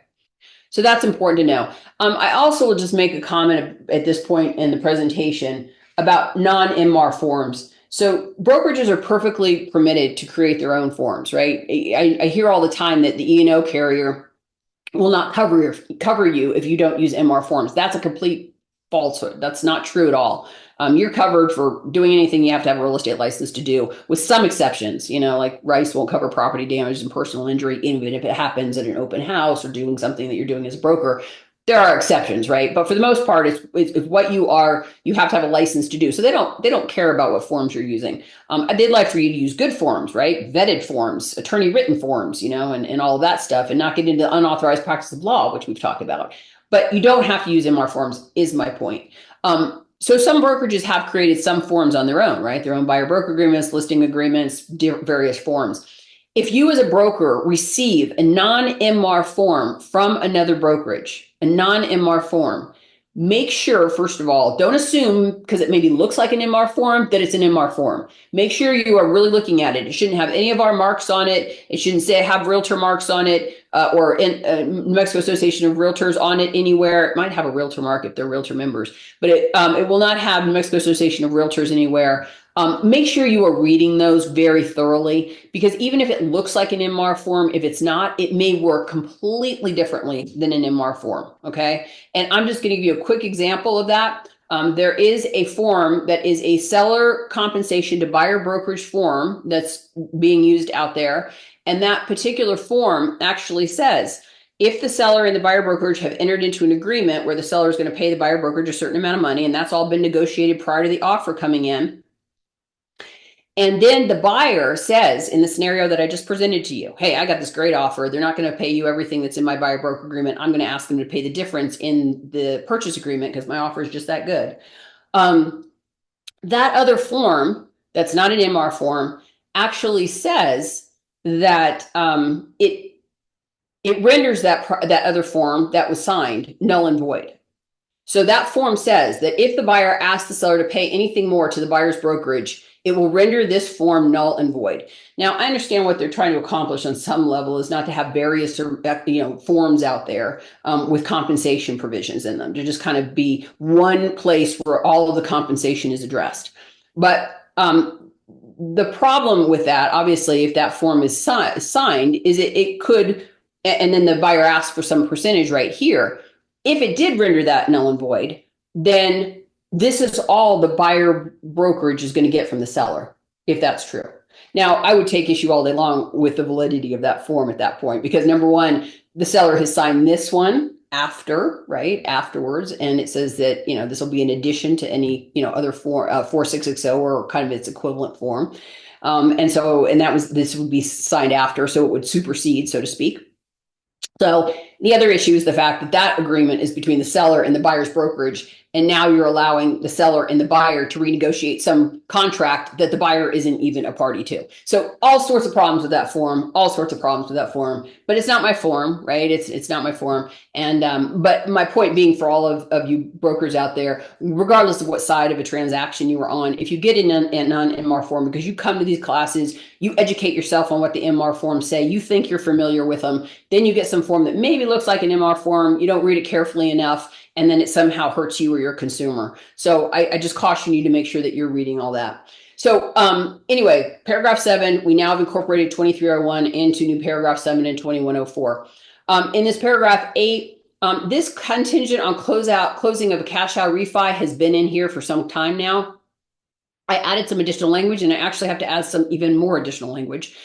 Because all it said was contingent on the closing of a cash out refi, which means that you could get all the way up to the closing and learn that the buyer had not gotten their cash out refi. And because that contingency was in place, then the buyer wasn't in default of the contract, right? And there was no provision at all for, what happened in that scenario. So I did expand this a little bit, and we are looking at maybe doing an addendum, pulling all this language off and putting it on an addendum. We're kind of going through that right now with the forms committee, and we haven't made decisions. But what it says now is that the cash out refi contingency must be satisfied or waived no later than, and we have a date by which it has to be satisfied or waived. So the seller is not finding out on the closing date that the buyer didn't actually get their cash out refi and can't close on the property, right? There's some date you guys are putting in there beforehand. Now, if you as a buyer's broker writing this up are probably trying to stick that out there pretty far, right? You're trying to put it as close to the closing date as possible. But you on the seller side, the listing side, are going to counter back and be like, no, it's not going to be the day of closing that I'm going to find out if you got your cash out refi. I'm going to want to know if it's been done a week, before closing, or 2 weeks before closing, or 2 weeks after the, the date of acceptance, or something like that, right? Sometime in advance. And then it says if the cash out refi has not been satisfied or waived by this deadline, the agreement will terminate and the earnest money, if delivered, shall be refunded. And what I'm going to be adding to this section is a provision where when they provide the cash out refi, the satisfaction or waiver of the cash out refi, they also have to provide proof of funds. Because if they're waiving the cash out refi, so they're saying, oh, I no longer have to do a cash out refi to buy your house, then you're going to want to see proof of funds, right? And if they're satisfied they got their money from their cash out refi and it's sitting in their bank account, then you're going to want to see proof of funds. So what I'm going to add to this section right here is a proof of funds requirement. So when the satisfaction or waiver is provided, that the proof of funds is also provided at that time. So look for that change. I'm just going to make it, guys. I'll send something out through the news flash, but it's just going to, it's going to be in there. And for right now, if you're using this contingent, I would add to it that from the seller side that you also want to see proof of funds. That would be a good idea.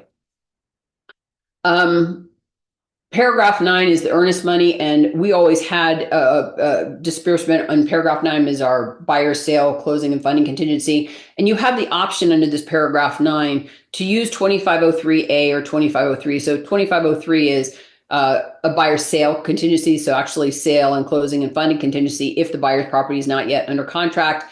And 2503 is the sale and funding contingency or closing and funding contingency.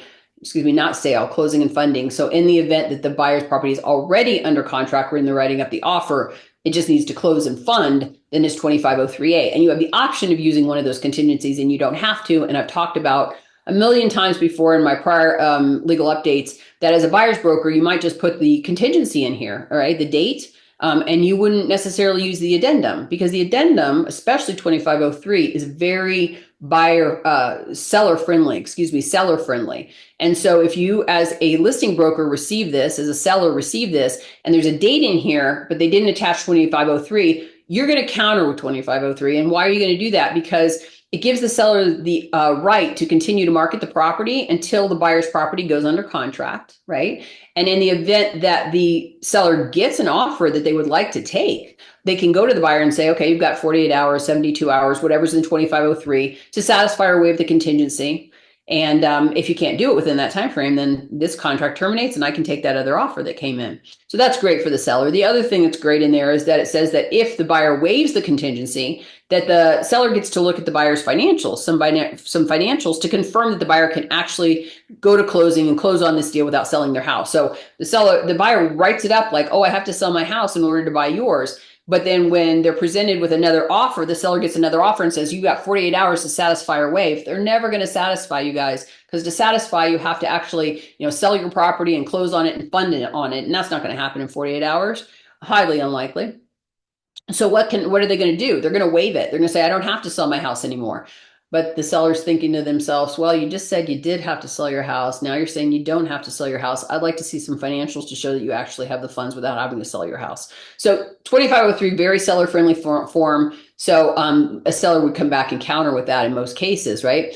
Anyway, if you don't use one of those forms, again, because you're not required to do so per this paragraph, this paragraph otherwise didn't address what happened to earnest money. So if you just had the contingency deadline in there, if the buyer's sale, closing, and funding contingency is not satisfied or waived by that date, the agreement will terminate. The earnest money, if delivered, shall be refunded. That language was added to 9 in case you're not using one of the addenda.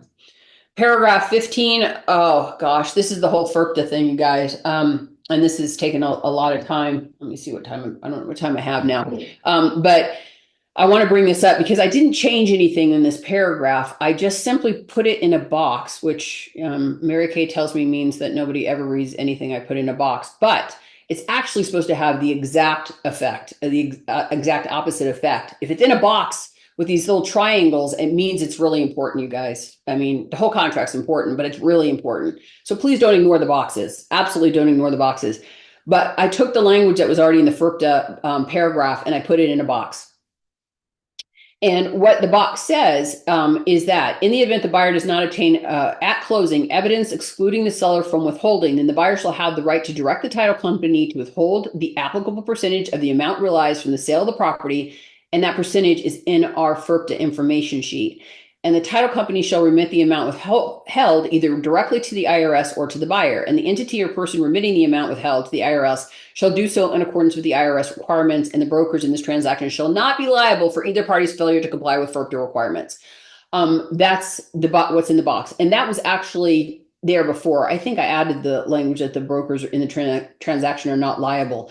And the reason that I put it in a box, and the reason I added that language, is because this has come up, of course. Years ago, a seller had to provide a non-foreign seller affidavit. So the main exception is that in the event that the property is a residential property, it's $300,000 or less, and the buyer is using it as a primary residence, then that's the main exception, and the buyer does not have to worry about getting any kind of proof that the seller is a non-foreign seller. Okay, don't worry about it. Doesn't matter. No problem. In the event that it doesn't fall under that category, so we're talking all vacant land, all commercial properties over $300,000, regardless of how the buyer is using them, and properties $300,000 and less if the buyer is using them as investment property. That's what's going to fall under FIRPTA. And it's going to require the buyer to get a non-foreign seller affidavit from the seller or a qualified substitute statement. So back in the day, before the law was changed, the seller had to provide a completed non-foreign seller affidavit to the buyer saying, I'm not a foreign seller. And why did they need to do that? Because the IRS expects the buyer to pay the foreign seller's taxes. And how do they expect them to do that? They expect them to withhold them from the money that's going to the seller. That's what the expectation is of the buyer. If you have a foreign seller, you were supposed to hold the funds from that foreign seller so you can remit them to the IRS and pay the foreign seller's taxes. So as a buyer, how do I know you're not a foreign seller? Well, I have to either get a non-foreign seller affidavit from them. In the past, just that had to be completed with a tax ID number and everything. Sellers didn't feel good about giving tax ID numbers to buyers they didn't even really know, right? And so the law changed, I don't know, 10 years ago or something. And now it says that the seller can provide a completed non-foreign seller affidavit to a qualified substitute which is kind of a middleman, who will accept that non-foreign seller affidavit and then provide a qualified substitute statement to the buyer. And the qualified substitute statement doesn't have any of the seller's Social Security information on it, tax identification information, but it does say, I'm a qualified substitute. I accepted this non-foreign seller affidavit. It's completed, and I've got it in my possession. And that document, that QSS, that qualified substitute statement, is what the buyer can provide to the IRS to say, this is why I didn't withhold money from the seller's proceeds, because I got this QSS. Now, of course, it made sense that the title companies would serve in that capacity. They were already had that kind of information that they were holding from the seller, Social Security information. They were the perfect entity to serve as the QSS. We put together a task force way back in the day. Land and title folks were on board. They were serving as a QSS. Everything seemed to be going really well there for a while. And then all of a sudden, the wheels started falling off the bus. And now we have some title companies in some areas of the state who say they will not serve in that capacity. We have the ones that are serving in that capacity. We have buyer brokers not confirming that and buyers not confirming that they have the qualified substitute statement at the time of closing. If they're providing it, a week after closing when the packet of documents comes over to the buyer's brokerage. Guess what? If there's not a QSS in there at that time, it's a little late to be saying, hey, title company, I didn't get a QSS. I need for you to withhold funds because I got to send them over to the IRS to pay the seller's taxes because they didn't provide this, they didn't provide a non-foreign seller affidavit and I don't have a qualified substitute statement. It's too late by that time. The funds have already been dispersed. This happened in New Mexico and of course, the minute this happens, the buyer broker or the buyer calls when they get the call from the IRS saying, why didn't you withhold? The first call they make is to their buyer broker and say, what are they talking about? Right? I don't know what they're talking about. So we're trying to kind of tighten this up a little bit. And I'm happy to try to talk with title companies who are kind of resistant to serving in this capacity because they do have very limited liability. If they end up taking a non-foreign seller affidavit that they know to be false, then they can't produce a qualified substitute statement based on that non-foreign seller affidavit. And if they do, they have liability, but they're not going to. If they know the qualified substitute statement is false, they're not going to produce a QSS based on a non-foreign seller affidavit. And so they have very limited liability. And so I really encourage them to serve in that capacity because it does such a service to not just the consumers, but to the brokers. So I really, please stop, have a conversation, make sure you're getting QSSs for your buyers. I'm also thinking about creating a separate document that a buyer broker can use with their buyer, basically at the closing table saying, okay, we don't have a non-foreign seller affidavit. We don't have a QSS. You have the right to direct the title company to withhold money from the seller's proceeds because the seller signed this, right? And then you have the right to do that. And if you don't, then, you could be in trouble with the IRS if this is actually a foreign seller. I've explained all of this to you and you understand and you're electing not to withhold funds, for example, and you're not going to hold me liable if the IRS comes knocking on your door. I'm thinking about creating another form. I know that's all I do, but I am thinking about doing that because I think it's very important that I protect you guys or try to protect you guys, but I need for you to try to protect your buyers by at least stopping, at this box with the triangles, meaning it's really important, and having the conversation with your buyers. So that's what that change is. We have added some new language in the grid here.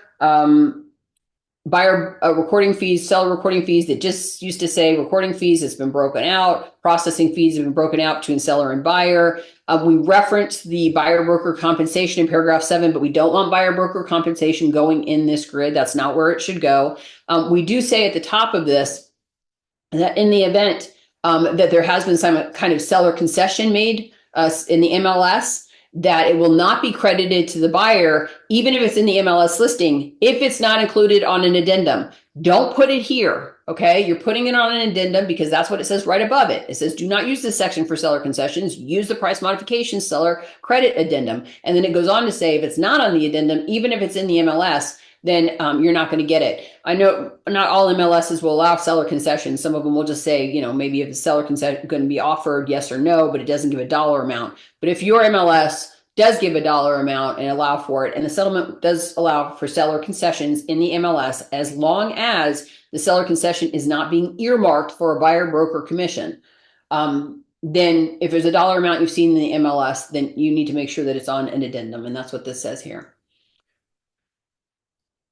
Paragraph 22 clarifies something that there's no right to inspect or enter the property if the buyer waives inspections. So in the event that the buyer has waived their inspection contingency, their inspection and observation contingency, then the buyer doesn't have a right to come into the property. Then that's not to say the seller can't let them in the property. Of course they can.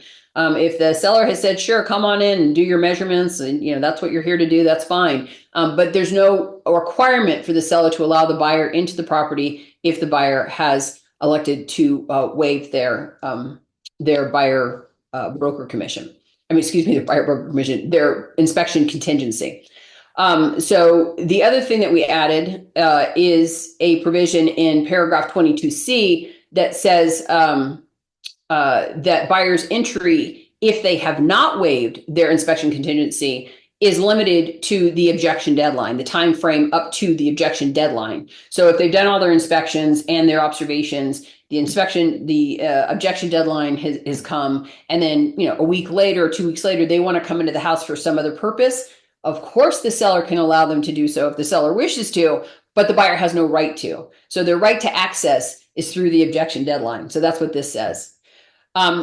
Paragraph 22 is something in paragraph 22 has been added. And I know that paragraph 22 is getting a little complicated about what do I provide and when do I provide it and this kind of thing. It's kind of along those lines that we've added additional language.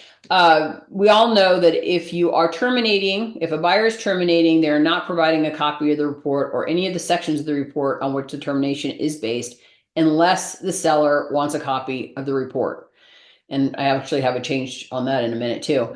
And in the event that the buyer is making objections, then they are and wanting repairs, they only submit the sections of the report on which the objections are based, right? They don't include the whole report unless, again, the seller is requesting the whole report. In the event that the buyer is asking for some kind of monetary concession, price reduction, seller credit of some sort, then they are not including the report or any sections of the report. They're just asking for the money. And now the language that we've added is that the buyer will also not list the items or deficiencies on which the buyer is requesting the monetary concession. Okay, so they're not only not including the report or the section of the report, they're also not listing. Now, I know on the listing side of things, you think your seller's going to say, well, gosh, they want this price reduction or the seller concession, and I don't even know what's wrong with my property. Why would I just reduce the price? You as a listing broker need to explain to your seller, you can ask.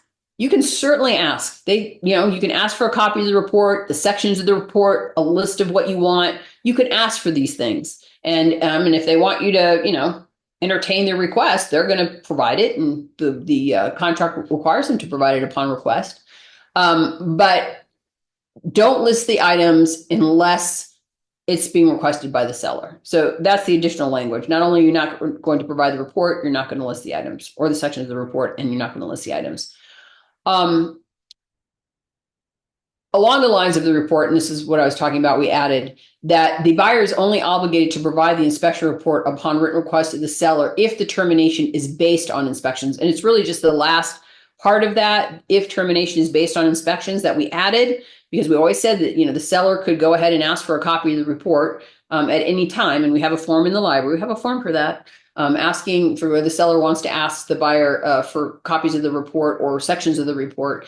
But the language we added was if based on inspection. So in the event that the deal terminates over some other contingency, appraisal contingency, survey contingency, title contingency, then the buyer is not obligated to provide a copy of the inspection report to the seller because it didn't terminate based on inspection. So they don't get a copy of the report. Other changes to 2104 pre-ordering, we reordered all the paragraphs. We updated some formatting throughout. The exclusions, which were under fixtures, we moved them under personal property. No, they were moved from under fixtures to under personal property. I think that's right. So, no, I'm sorry. That's actually supposed to be the opposite. So any fixture is automatically going to go with the property. So our exclusion section was moved under the fixture section because the personal property only goes with the property in the event that it's checked, right? If it's not checked or it's not listed there, it's not going. So that's actually the opposite. We moved it from the personal property under the fixtures. We removed the paragraph relating to automatic extension of time for title companies to issue commitments in a couple of areas of the state where that was an issue. So we had that automatic extension if the title company couldn't get the title commitment done in time. We removed that because they're not having those issues anymore. And so we removed that. We added more options for addendums or addenda under paragraph 49, which is where you check all the addenda that's accompanying the offer. 1106, some changes. We moved some paragraph around. So these were formerly the paragraph numbers on your left. And then on your right, you'll see where the new paragraph numbers are. So we moved some things, general reformatting throughout reordered paragraphs. And we moved our unrepresented buyer section up closer to the top of the paragraph or the beginning of the agreement. It's under with dual representation now. So dual representation covers both dual representation and the unrepresented buyer options as well. So that was moved under paragraph 5. Paragraph 6 is the compensation provision that I talked about earlier on. And what this says is we have reformatted the 1106. Again, no co-op broker commission is in here, but it's kind of set up to work with the 4660 like we talked about when we were talking about the 2104, the purchase agreement, and that new paragraph 7, I think it is. So the first question is seller willing or not willing to compensate a buyer's brokerage? If the answer is no, then when you get the phone call from the buyer's brokerage, you're saying, no, my seller has said that they are not willing to compensate a buyer's brokerage, period, right? If that's what your seller has said here. If the seller is willing to compensate a buyer's brokerage, is the seller willing to compensate a buyer brokerage before they receive the offer? Because some sellers will say, I'm willing to compensate, but I want to see what the offer looks like first, right? I'm not willing to commit to paying compensation before I see the offer. So if that's what your seller's position is, that's what you're relaying to the other side. Yeah, they'd be willing to compensate a buyer brokerage, but they want to see what the offer looks like first. And that's what you're telling the buyer broker. So in that case, the buyer's broker is going to write up the offer and they are going to, the buyer is going to, in the offer, in that new paragraph 7, they are going to be asking the seller to pay the buyer broker. In the event that the answer to this is that they don't need to see it first, that they are willing to commit to paying some offer of compensation before they see the offer, that's when 4660 comes in, right? And that's when the buyer broker the listing broker should be telling the buyer broker, yes, they are willing to pay. Yes, they are willing to commit before seeing the offer. Put your 4660 together and send it over and I'll present it to my seller. Again, if the seller doesn't like that number, they'll create their own 4660. I have had discussions with brokers. What if my seller just insists about putting a number out there? I told them that maybe they should wait and let the buyer broker put the number out there, because then maybe they're going to get the exact number that's in there, and that's the number that the buyer wants the seller to pay. And you're going to have a more accurate number. And I've explained all that to my seller, but they are insisting on putting a number out there. Well, then, yes, you can go ahead and take your 4660 with your listing, or at the time that the time the request comes in, if the seller wants to put it together and send it over. And I'll talk about a change we made to this if that's the order of things. But again, it's not really in the seller's best interest most of the time to do it that way. So again, that should be explained to the seller. And, I've heard, unfortunately, some really bad stuff since the settlement, more bad stuff since the settlement than I ever heard before about the way brokers were behaving. I've heard so many listing brokers tell me that buyer brokers have said that I'm not going to bring you my buyer. I'm not going to even look at the property unless the seller's willing to commit to commission upfront and a certain amount of commission. And if they're not doing that, I'm not even going to bring my buyer over there. First of all, steering is absolutely prohibited by the Code of Ethics, broker duties, and the settlement agreement. And the settlement agreement is enforced by the MLS. So, of course, the MLS hears that buyer brokers are doing that, then they're supposed to do something about it, right? That's their job. But one of the big things with the settlement is if you do not adhere to the settlement, then you do not have the benefit of the settlement. What is the benefit of the settlement? All those lawsuits went away. All those lawsuits against the brokerages are gone. All of the new lawsuits that could pop up against your brokerage, against your brokers, they're gone because of the settlement. If you don't adhere to the terms of the settlement, you lose the benefit of the settlement, which means that people can start suing you again for these things because you're not adhering to the settlement agreement. So all you QBs out there, when you're talking to your brokers, you need to reiterate to them, do not be steering your buyers away from those type properties. Now, the next question I get all the time is, what if my buyer has directed me, has said to me, I don't want to see any property where you cannot get your commission paid by the seller. I don't even want to look at it, okay? First of all, that's the case. You need to get an addendum to your buyer broker agreement where the buyer says that. Second of all, you need to have a conversation before your buyer agrees to that or signs that says, we can always ask.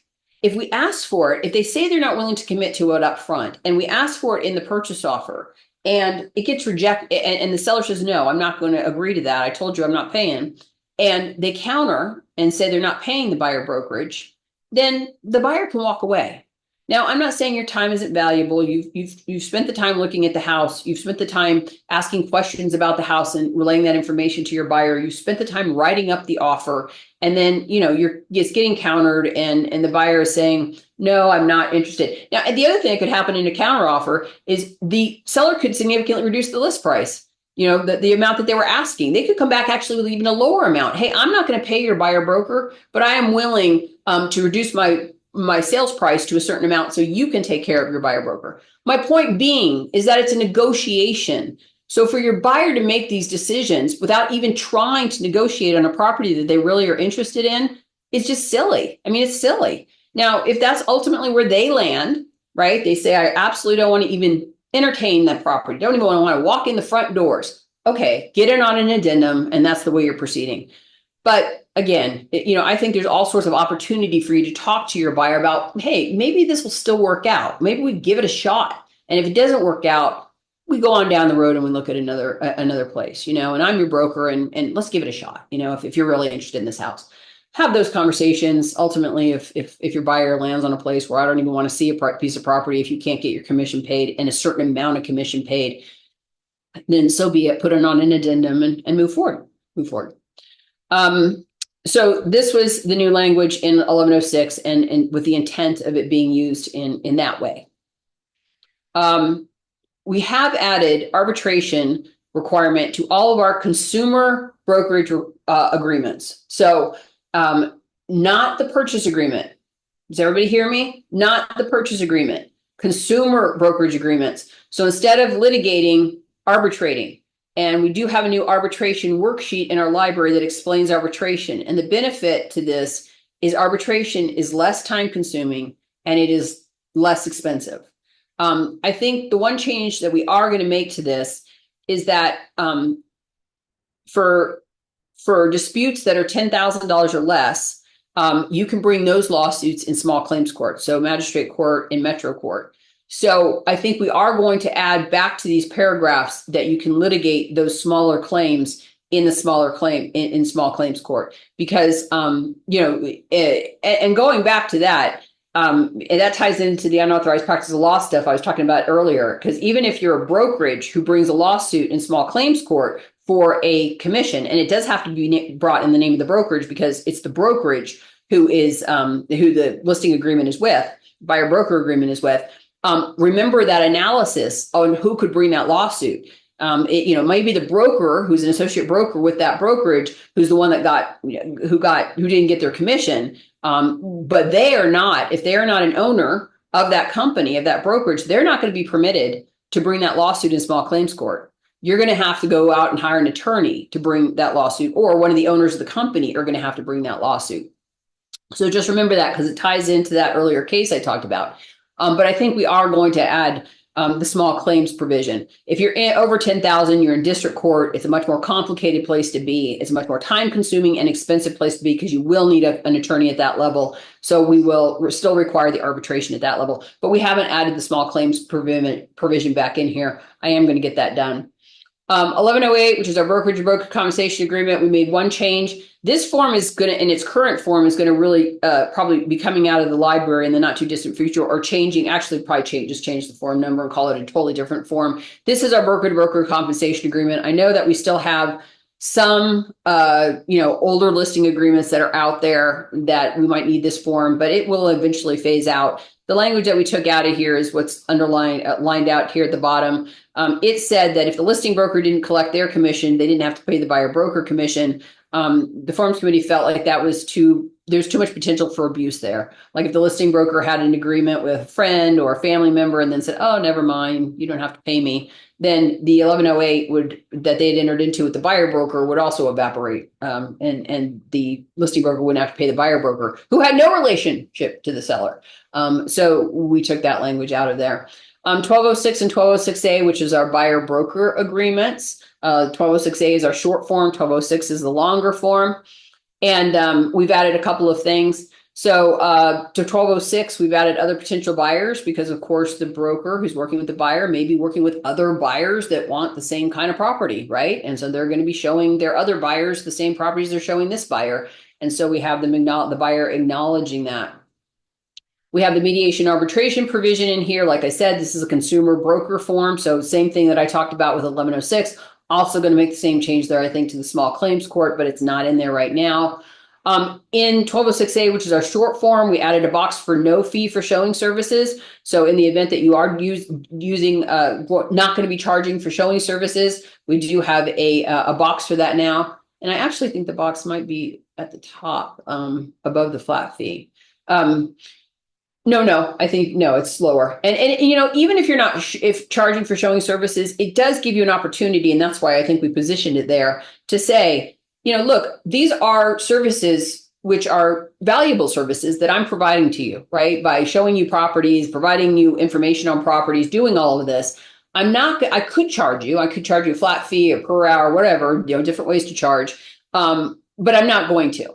But it gives you a good opportunity to explain to the buyer that you are providing a service for which, honestly, you should be getting compensated. If you choose not to, that's okay. But it gives you a nice opportunity to have that conversation. And again, to show them what you're doing for your compensation. When we finally find a place that you want to make an offer on and it goes through, not only have I helped you through that whole process, but all the houses we looked at before that was part of, this agreement that we have and the services that I was providing.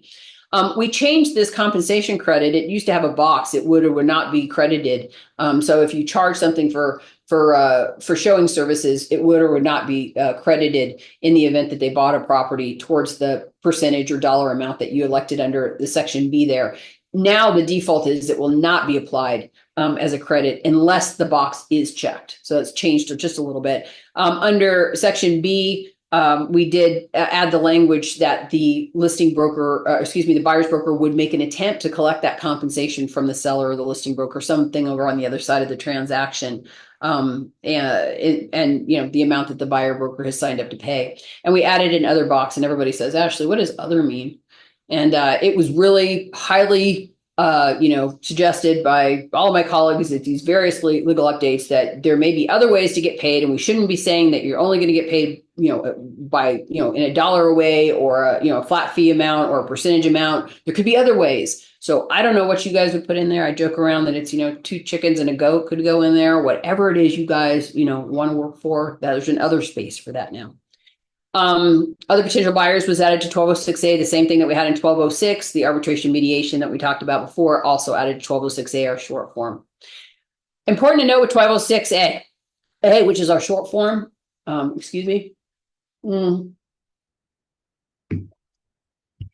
is that you don't have to go from 1206 to 1206, 1206A to 1206. 1206A will take you through the entire, relationship. And I really encourage you guys not to use the Zillow touring agreement. If you guys are using that in your office, you should stop. First of all, the older versions provided absolutely no protections. And I've had multiple conversations with brokers that entered into that Zillow touring agreement. And it doesn't provide any protections. I know they have a new one out where they're attempting to provide some protection, but that I looked at that yesterday because a broker called me about it. That thing could be torn apart 100 ways to Sunday. I tell you, it is just poorly written. And if Zillow is listening out there, sorry, Zillow and your Zillow attorneys who wrote that, but it does not provide the kind of protections you guys need, in my opinion. Even though I don't usually, provide opinions necessarily, but I encourage you guys not to use that particular form. If your brokerage has had an attorney create some other form, that might be just fine. But the Zillow touring agreement, in every form that I've seen it, is totally lacking and does not provide any protections for you guys to speak of. But if you use 1206A, the short form, which is 2-page of broker duties and 2-page of form, it will take you through the entire transaction. If the buyer makes a offer on a property that gets accepted and it goes to closing, you are protected under 1206A. You don't have to change to 1206, the 1206 longer form. 2001 is the broker compensation notification form.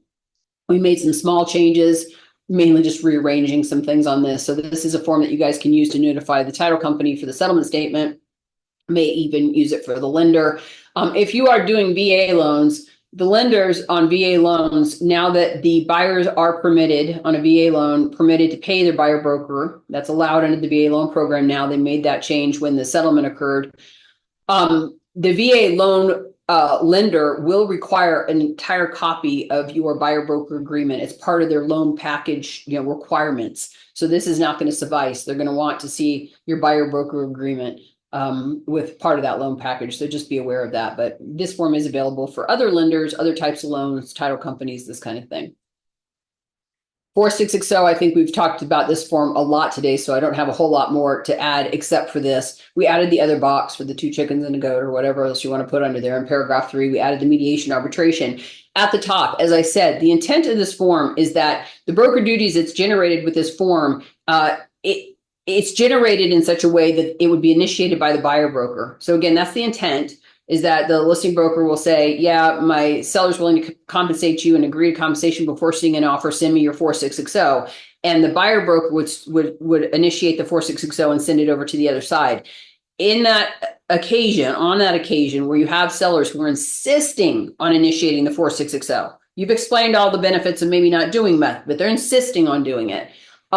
You have to remember when broker duties are supposed to be disclosed. So this buyer broker over here is obligated to give broker duties to this seller before 4660 is generated. Okay. So if the listing broker says to the buyer broker, yeah, I have a 4660 that's been signed by my seller and I'll send it over, the buyer broker should say, wait a second, let me send you my 1401, which is our standalone broker duty form. I'm sending that over now, so that you can give that to your seller before they generate, because you're supposed to be making those disclosures, including all the disclosures on cover page 2, before the seller sends you over the 4660. So that's what that box at the top says, if that's the order of things. Again, not the intended order for 4660, but if it should happen, then the 1401 needs to be going from the buyer's broker over to the seller's broker, the listing broker, before the listing broker sends the 4660 over to the buyer broker. And that's because of the order of things under the New Mexico Real Estate Commission regulations for the broker duty disclosure.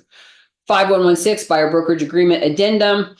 We just put everything on one form, you guys. So this was an addendum that just covered if you're increasing or decreasing your buyer brokerage commission. But now we put all the things that you might change on a buyer broker agreement, the buyer's commitment, the term extension, the compensation. It's all on this one form now. And on page 2 of this form, we now have, if you are going to change your broker compensation amount, is it going to apply to all properties or a specific property? Because you may have a scenario where a seller is paying more than your buyer brokerage agreement, and your buyer is saying, okay, we'll increase the amount for this one deal because you can get this much more from the seller. But if this deal falls apart, I want to go back to the lower amount. Or the flip side of that, the listing broker may say, I have a higher amount in my buyer broker agreement than the seller is willing to pay.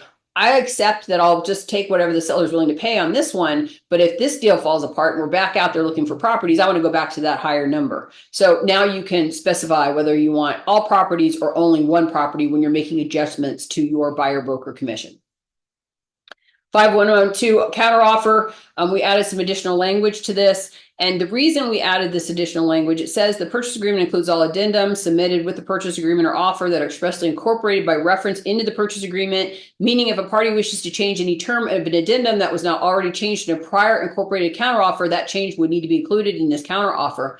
So when somebody writes up an offer and they attach an addendum and they reference that addendum in paragraph 49 of its 2104, which is our purchase agreement, our residential purchase agreement. I didn't reference paragraph 49 because you could use this counteroffer with, commercial vacant land, and it's not the same form paragraph number. But in our 2104, it's paragraph, I think, 49.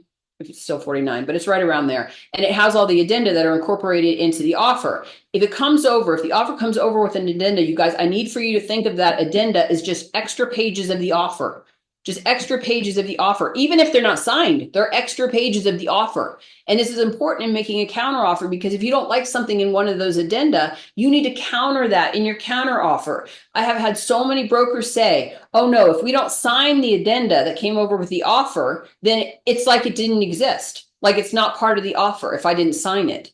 We don't sign the purchase agreement. We don't sign the addenda. We only sign the counteroffer as a seller if you're countering. And that counteroffer pulls in all terms of the offer, including the addenda terms that are not otherwise changed by the counteroffer.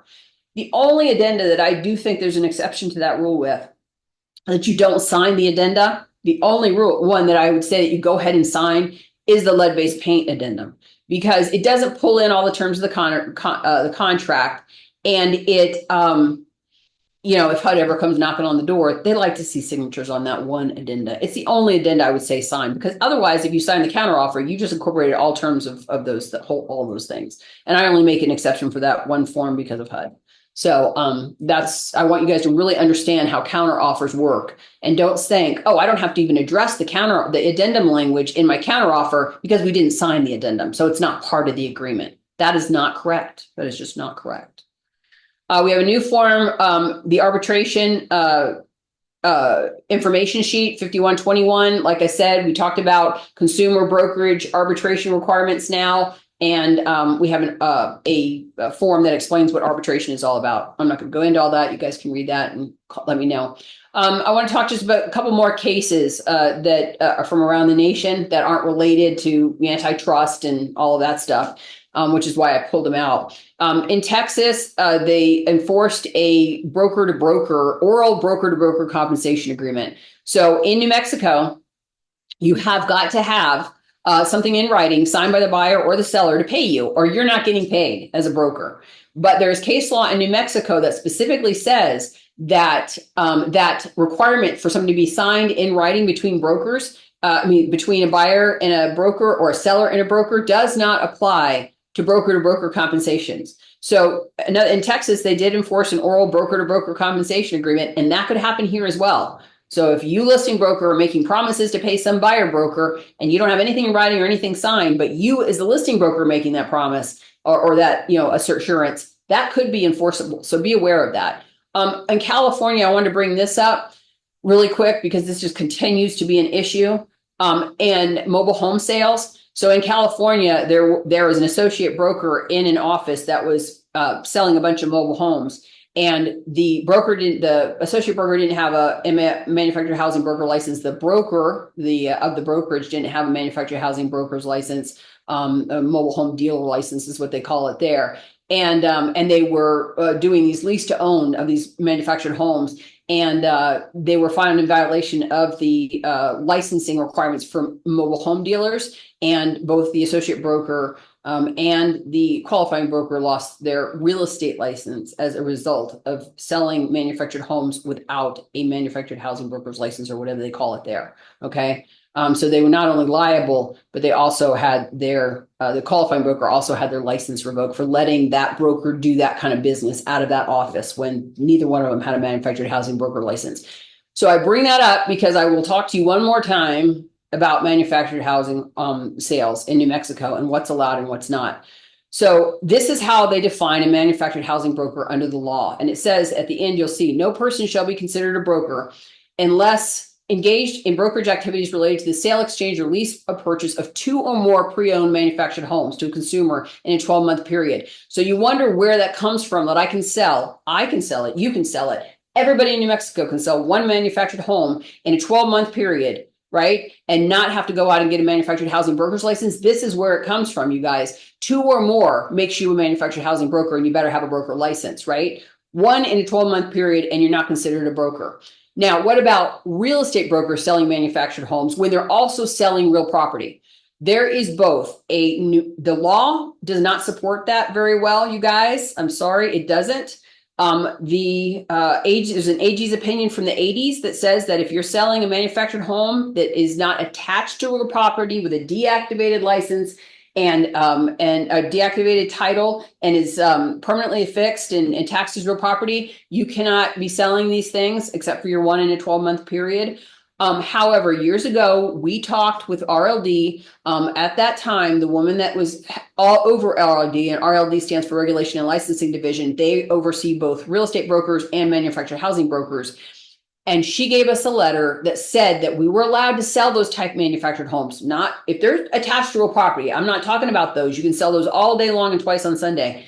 If they're not attached to real property, deactivated title, and permanently affixed, and taxed as real property with the county assessor's office, and you're also selling the land, this letter says that we can do that. And they have not officially revoked this letter. I will tell you that we did approach the industry to make a change to this. And I say the industry, the manufactured housing division industry, not the RLD, but the industry, to talk to them about making a change to the statute to kind of codify this in the statute. And so there's no question that you guys could sell those all day long. And I was shut down, in that conversation. They were not willing to allow any changes to the Manufactured Housing Brokers Act that would solidify or codify, I should say, this RLD opinion letter. So we are using this RLD opinion letter. Like I said, they have not revoked this, but I will not also tell you that there is not some concern about relying on this in light of the fact that the law doesn't exactly say this and the AG's opinion is out there. Okay. So again, I'm not talking about manufactured homes on permanent foundations where they're being taxed as real property and have deactivated titles with the Department of Motor Vehicles. I'm talking about, when I talk about this stuff, I'm talking about manufactured homes on real property, this one right here on real property, where you're selling the real property and the home is not permanently affixed. Okay. That's our gray area, a little bit of a gray area, you guys, and not one that I am excited to be there, but that's where we are. And that's the reality of it. I will also tell you that, and I've told you this before, your E&O covers you for selling, real property and for things that you do that you need a real estate license to do. So there is questions about those kind of sales where the manufactured home, obviously you'd be covered for the real property part of the sale, but anything goes wrong with the manufactured home sale, then, there's a question whether or not you'd have any E&O coverage for that. So, make sure that you understand that and the fact that you might not have those. And when I talk about the 1 in 12 that I was talking about before, again, when there's no real property involved, if you as a broker, take a part of a commission from the sale of one of those type manufactured homes, and those are like manufactured homes, no real property sale, not permanently fixed, in manufactured home park or something along those lines, you take a portion and your brokerage takes a portion. That's your brokerage's 1 in 12. That's your 1 in 12.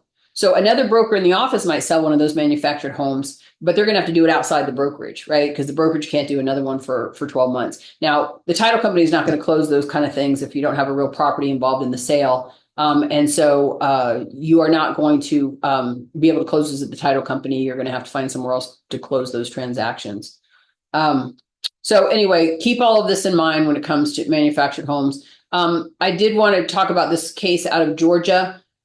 It was a broker liability case for injury on a property where this plaintiff and his wife and their son went to look at a home. The listing agent was not present. During the tour, Anna tripped on a step, causing a fall, and she hit her head. She went to the hospital, and then she passed away a few days later.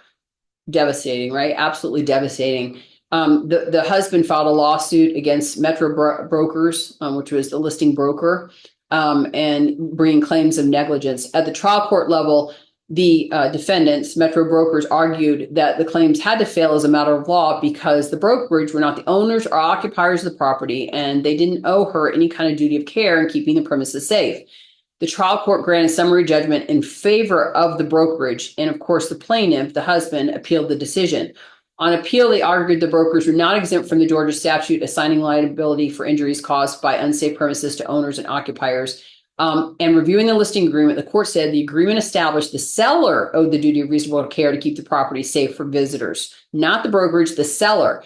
The agreement's provisions included the duty to warn visitors of dangerous conditions that would not be obvious. And the listing agreement also included an indemnity provision holding the brokers harmless from all claims and damages coming from visitor injuries. Indemnity means that in the event that I get sued because somebody gets hurt on your property, seller, you are going to make me whole. You are going to pay my damages and you're going to take care of me because I got sued because somebody got hurt on your property.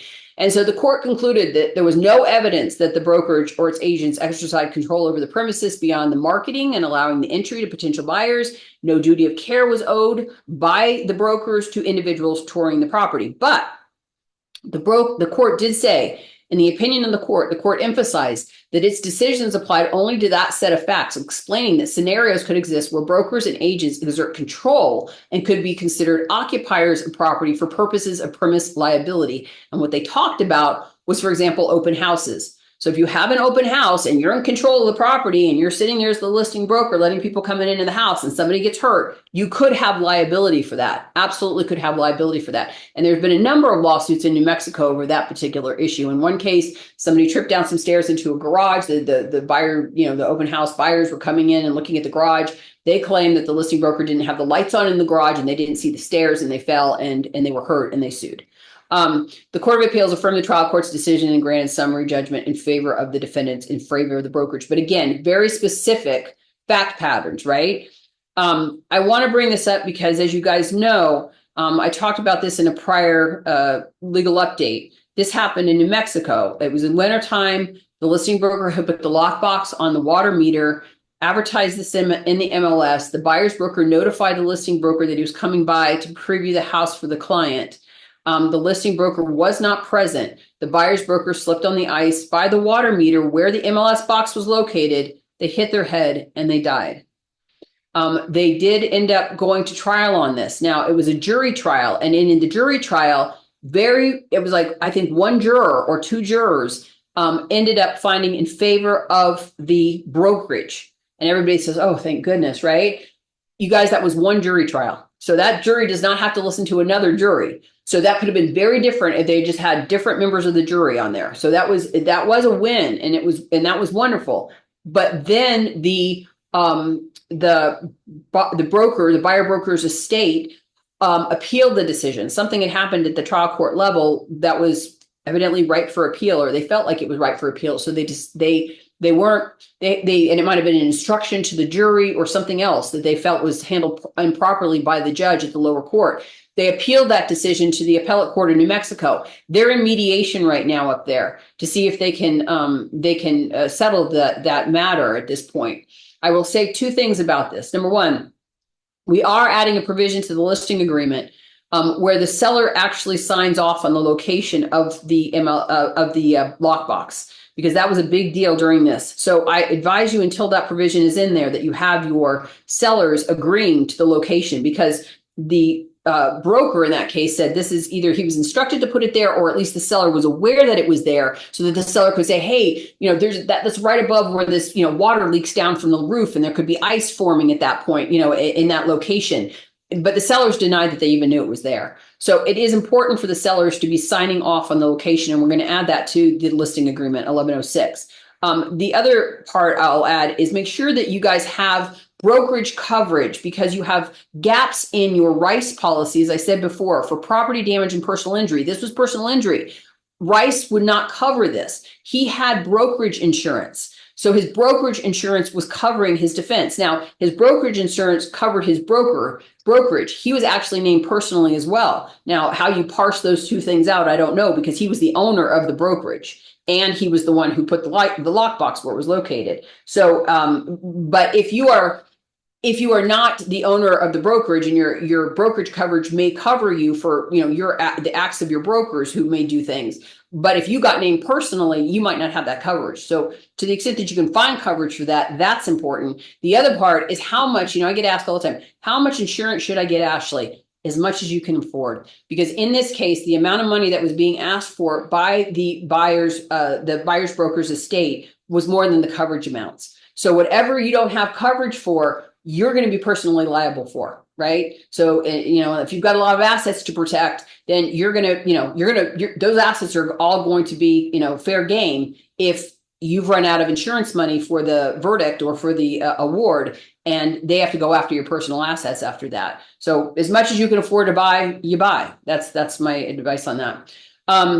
So as I said, the jury found for the defendant broker, but then the plaintiff has appealed and it's up at the appellate court library. Takeaways from this include provisions and representation agreements that address responsibility for hazardous conditions and liability for injuries. I have a checkbox there because I'll show you the language we have in 1106. Consider ways to mitigate any obvious or known hazards that exist on the property with the owner prior to showings. Take reasonable precautions to identify a property's hazardous conditions to protect prospective buyers and others during in-person showings. And review your insurance policies to ensure coverage for client injuries during showings or open houses. I'm getting tongue-tied now because I've been talking for 2.5 hours.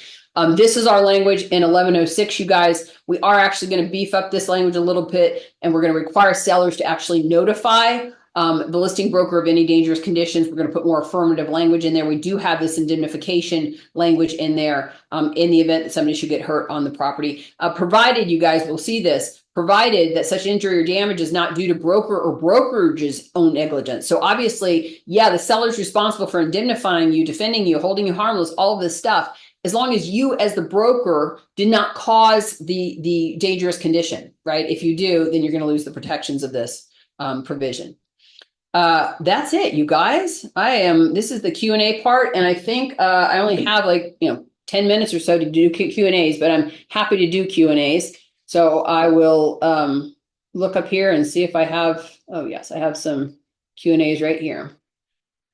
Let's see, let's run through these, you guys. We use a system to send automatic reminders for text for applicants who have booked appointments to view a rental property. Do we need to obtain written consent before we send those? The answer is yes, you do. Yeah. And usually some of those systems actually have them approving those initially. They have some kind of way to approve those or consent to those in the very beginning or the first communications that they have. You have to consent to them. They send them a text or something and saying, I'm consenting to receiving text, and then you're off to the races at that point. I thought the TCPA rules were postponed for about a year. Okay, I've not heard that that's the case. They weren't as of a couple weeks ago. So let me check on that. I will look into that, and I will certainly get something out through MR in the event that that's the case. And you even sent me the link. So thank you very much. I appreciate that. I will look into it. Do we foresee any fallout or challenges to our business, lender's business, or clients due to the CFPB disclosure? Administration. Oh, closure. I'm sorry, the closure is administration. I'm looking for the AD and it wasn't there. The closure. I've not heard anything yet because, and actually, I don't know if they're going to be going away. What I've heard about that so far is that certain duties of the Consumer Financial Protection Bureau, while the Bureau itself may be going away, and we can't say that definitively, I don't think right now, but in the event that it does go away, that certain things that they are charged with doing are going to be moved under other agencies to continue to do. So I think it's way too early to kind of see how this is going to play out. And I don't necessarily think that all of I'm not sure the whole department is necessarily going to go away, but even if it did, the duties of that department might not be going away, and they just be moved under different areas. What we can expect to see is kind of up in the air at this point. I can't really speak to that. With regard to FinCEN, do I suggest that we become proactive in filing? Not necessarily. No. Some people just, I guess I don't see any reason to be proactive. It's right now it's being challenged on constitutional basis. And unless you just want to give more information away, some of this information is so easy to get anyway. You can go to the Secretary of State's website and get a lot of this information. So it's not super secretive stuff, but at the same time, I don't necessarily think that you should be, volunteering your information unless you feel completely comfortable with that, in which case go for it. But I think otherwise, if you're not going to do it, I will say this about it. If you're not going to do it, then be paying attention to what's happening, because we've gone up and down with this. It's like you're filing, you're not filing, you have to file, you don't have to file. So in the event that you elect not to file at this time, obviously, if you elect to file, it's off your plate, you've done it. If it ends up, it survives its constitutional challenge, you've already taken care of it. But in the event that that's not the case, you need to stay on top of it. So when they open it back up, if they open it back up again and say, okay, now it's required again, you're on top of it, you're getting things filed at that point. Will the owner also need to file the initial court documents to start the eviction? What about 3-day notices? Can those still be sent by the LLC? Yes, 3-day notices can be sent by the LLC. This is just about appearing in court.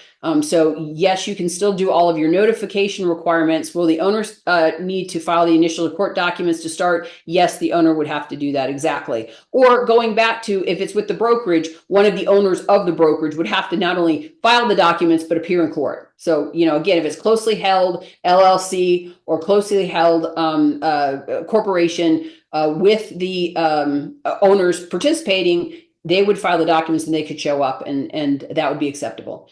Can you verify that the CCR applies as 1 business day of marketing the property? That is correct. Clear cooperation applies to 1 business day. So in the event that, you took a listing on a Friday, you got to have it in there by Monday. The end of Monday is the business day. You would have all weekend, to do your thing, because that's 1 business day. I'm under the impression we may not have to put listings in the MLS, and was told a couple of months ago that this is still being addressed. Do you have any thoughts on when this may be decided? It was supposed to be decided already. I mean, I look almost every other day. I'm looking at what's happening with Clear Cooperation because it's supposed to be decided any day. I thought it was going to be done last fall when I was going to all those legal updates. They were talking about it then, and they keep postponing making a decision on it. So any day now. But right now, Clear Cooperation, I checked on it this morning, and it looks like it's still alive and well. So there's no exception as of now, but any minute now it could be changing. So again, make sure you have NMAR has your proper information, so you're getting these updates. Why are buyer broker agreements not required for vacant land and commercial? Showing land and commercial is also touring. It says touring a home. That's what it says in the settlement agreement, touring a home. So I have property on my slide, as I commented, that was a mistake. It's not touring property, it's touring a home. If there's no home, if you had a commercial / residential, then you would need a buyer broker agreement. But if it's strictly commercial, no home, no land with no home, it doesn't apply because it says touring a home. What if the seller is offering a bonus to the buyer broker, but the buyer broker cannot be paid more than the amount in the buyer broker agreement? Exactly. And that's happening right now with builders, right? Builders are offering bonuses, for example, but there may be, a seller who offers it as well, not a non-builder seller. You can't get paid anything more than what's in the buyer broker agreement. So you have to go to the buyer and you have to say, hey, this seller is willing to pay this bonus, and I can't collect it unless you agree that I can collect it. So can we amend our buyer broker agreement to allow for me to collect this? And that's why on the buyer broker amendment or addendum, you can now elect for it to be 1 property or all properties. You could be specific to the property where that seller is offering that a particular bonus. And if it's a builder in the case, it may be all the properties in that subdivision, right, where that builder is building, because maybe the bonus applies to all the properties in that subdivision. So you would have to get your buyer broker agreement amended. How should we handle buyer broker compensation? If the seller says the compensation they will offer to a buyer broker is dependent on the offer price and terms. Well, if that's the seller's position, that it's completely, dependent on what those offer terms, all you can do is put it in the offer, right? Write up the offer the best you can and include it in the offer, what the buyer wants the seller to pay their buyer broker, and put it in the offer. And then, if the seller doesn't like those numbers, they're going to counter, right? They're going to counter anything and everything in that offer that they don't like, including potentially the buyer broker commission. And when the buyer gets that back, they have the conversation with their buyer. Okay, this is what they're willing to pay. It's not everything that's owed. Either I'm going to adjust my buyer broker agreement, which of course you're under no obligation to do, or you're going to pay me the difference. That's how you have to handle it. So don't fill out section 7 on 2104 if you have a satisfactory 4660 form. Correct. If you're getting all your compensation, you got a fully executed 4660, you are not filling out paragraph 7 of 2104. You've already got your 4660 fully executed. Do not send your 4660 over with your offer, you guys. I can't tell you this enough. It just keeps happening. You need that fully executed before you send your offer. If you don't have it fully executed, you are putting it in your offer. If you send the 4660 over and you're looking at your watch and your buyer wants to make the offer and you're not getting your 4660 over and the listing broker has gone dark and you just want to get your offer in, then you are going to go ahead and put it in the offer. You're only going to put it in the offer if you don't have that 4660 fully executed back in your hands when you're making the offer. I'm not using the 4660 because most sellers won't commit to paying the buyer's broker commission until they see the offer. It's a lowball. If it's a lowball offer, or the buyer may need to pay the buyer broker commission. Correct. Yeah, I mean that's going to be some seller's position is that I'm not willing to commit until I see it. It may be a lowball offer, right? It may be something. And the other problem with 4660 when you're getting it from the seller before you even see an offer is again, they can't make adjustments because you've already locked in to paying whatever's in that 4660 before you even. So if they get the offer, they go, God, I love the offer, but in light of the dollar amount, I don't want to pay what I'm obligated to pay in the 4660. But that 4660 has already been fully executed. You got a contract. There's no way to do anything with it. So you're correct. These are the conversations you're having with your seller on the listing side of the transaction, so they can try to understand that, and the fact that if I throw out a number on the listing side, that might be more than what the buyer broker has agreed to pay for. You're having those conversations.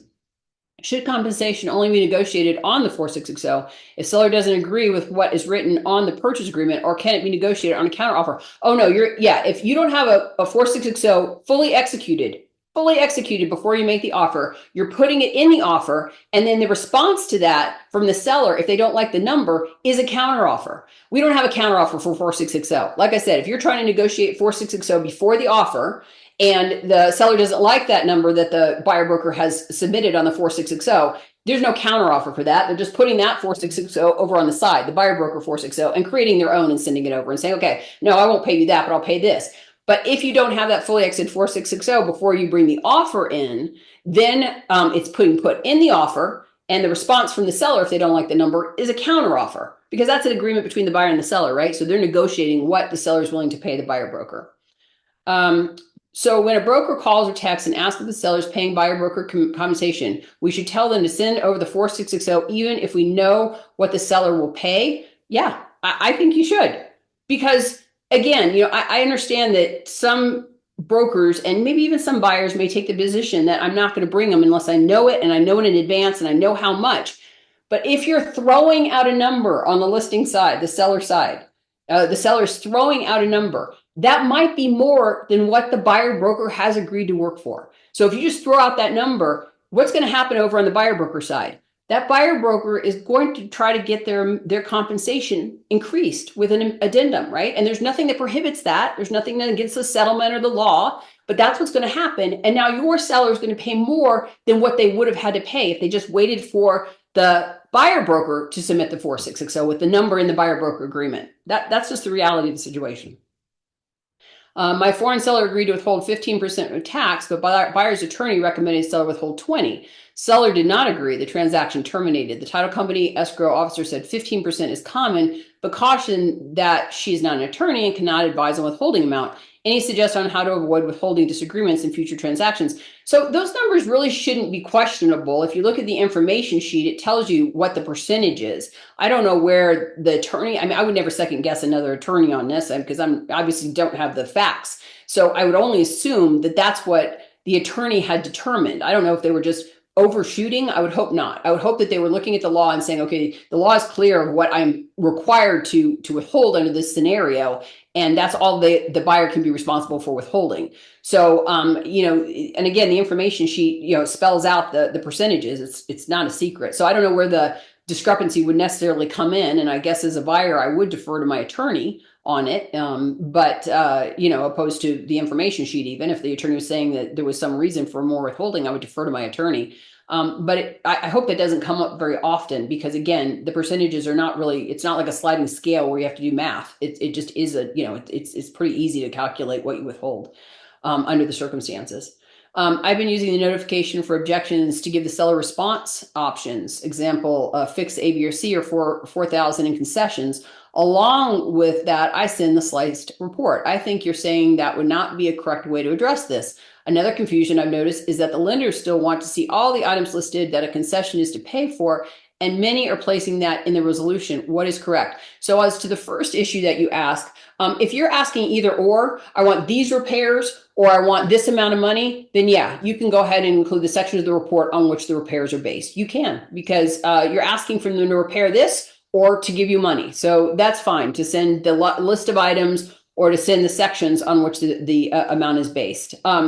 Then another confusion I've noticed is that lenders still want to see all the items listed that a concession is to pay for, and many are placing that in the resolution addendum, which is correct. Well, if the lender is requiring it, the lender is requiring it. So you kind of have to do what the lender is requested to do. But the idea of not listing all the items is again, it puts the seller, if the deal terminates, all those items that you've listed are now going to have to be disclosed next time. And it doesn't matter if the seller agrees or disagrees with the inspector who came up with all those items. It doesn't matter. I've said this 100 times before. You got to remember what the inspector's job is. The inspector's job is to find everything they could possibly find so they don't get sued, and they're protecting the buyer that they hired them, right? So maybe the seller doesn't want to know all this stuff. Maybe they don't agree with all of this stuff. If you list them all, they're going to have all that information. So we're minimizing that. But if push comes to shove and the seller says, the lender is saying, I'm not going to make this loan unless you provide me with a list of all the things that are, this concession is about, then that's where you find yourself. You absolutely have to do that. I mean, there's no way to avoid that, unfortunately. What is the difference between the information provided to us here and the information provided to other members who paid for this information, and disqualifies us here now from receiving CE credit for the information? Is it the payment piece? No, it's not the payment piece. I don't think. In order to, per the Real Estate Commission rules, in order to offer CE credit for a webinar type situation like we have here today, you have to have adequate staff to be looking at all of your screens and making sure that you guys are all on your screen pretty much at all times, except for like 10 minutes out of every hour you get to take off. When you're in a room, you scan in, and then you have staff at these conferences where I do these legal updates that are watching people coming and going. And then everybody in the room also has to scan out at the end, right? They have a QR code and they have to scan out. But when the rules of the commission say that they have to watch you guys the whole time, and they don't have adequate staff over at MR to do that, to make sure that, I think we have 550 or 560 people signed up for this today. And they didn't have adequate staff to be watching 560 screens in order to be able to comply with the Real Estate Commission regulation requirements. So I'm really super sorry about that. It's not, nothing I can do about it, but I do feel for you. I have a question regarding buyer request for repairs. If buyer is asking for money only, they do not share or list items. If buyer is giving seller the choice of repairs or concession, and we answered that, is it acceptable to give the repair list? And the answer is yes, if they're giving them a choice. If you are providing dual representation and the seller won't offer buyer broker compensation until they see an offer, how would we handle that? Oh, okay. Well, I mean, that's yeah. If you have dual representation, so you've got a buyer broker agreement on one side, you've got a listing agreement on the other. The seller is saying, hey, let the buyer write their offer up, and they can put their compensation request in the offer, but I'm not going to commit to paying you for the buyer side of the commission, right? I'm already paying you the listing side. I'm not going to obligate myself to pay the buyer part of the commission until I see the offer. Then you as a buyer's broker are having that conversation with your buyer, right? You're saying, hey, they're not going to commit to paying the buyer part of the commission until they see the offer. We can put it in the agreement. And then you just write it up like, any other buyer you're representing, and the seller's going to do what the seller's going to do, and I know it puts you kind of in a difficult position, or kind of a little bit of a strange position. But at the end of the day, you would just write it up, tell your buyer that, write it up, ask for the commission the buyer wants the listing broker to pay for the buyer broker commission, which is you. I understand you on the other side. And then let this seller, counter if they don't like it. Good morning. Thank you for the info. I'm hoping we can get a copy of the updates with the highlight info through the email at the end of the class. It's on the website. So just go to mmrealtor.com, log in. You won't see the legal resources section until you log in, and you'll see all the new forms. You'll also see a video, and I go through all of these slides that I went there are on that video. And there are 3 slides that have audio because I felt like I needed more explanation than just highlighting and pointing out the changes. So 3 of the slides have audio. You have to click on the audio button, and then it'll play the audio for you, and you get to hear me say all this stuff again on those particular forms. If we don't have to have a buyer broker agreement for showing and selling land in commercial, why is it on this form? Why is it on this form? So the buyer broker agreement is, well, so you don't have to have it. It doesn't mean you might not want to have it. You're not required to have it. So if it's on there, the type of property, and I'm trying to remember now if it's on there that has you identify the property as commercial or vacant land, you can still use the buyer broker agreement for vacant land and commercial. It's just not required. And I'll go back and look at the form. Maybe we need to put something on there that says it's not required for, vacant land and commercial, even though you might want to have a buyer broker agreement for vacant land and commercial. I advise you do, because then your buyer doesn't wander off on you. But I'll look at there, and maybe we need to add that language to that form just to be clear it's not required. What happens when a manufactured home has 2 tax bills, one for the land beneath and one for the personal property? Are we covered by the lot and the block legal? So if you're still having 2 tax bills, then most likely that means it's not permanently attached. It's not being taxed as real property. It may not have a deactivated title. There are certain orders of things, right? They're supposed to have a deactivated title to tax as real property, but the order of things gets mixed up sometimes. I've seen active titles and still they're being taxed as real property. But if you have 2 separate ones, you can sell the land all day long. If you're selling the manufactured home as well, it has value and you're actually collecting a commission on the value of the manufactured home under that scenario. That's when we're relying on the letter we got from RLD about 10, 15 years ago. And the letter that I'm not thrilled about, but they haven't revoked it. So we are still relying on that. And then as far as the E&O, if that's what you're asking, are we still covered by the lot and the block legally? You're going to have E&O for the sale of the real property for sure, and then the personal property, I would try to use our letter actually to get any kind of coverage. But it would be an argument, and it's not a solid argument. So that's my concern about it.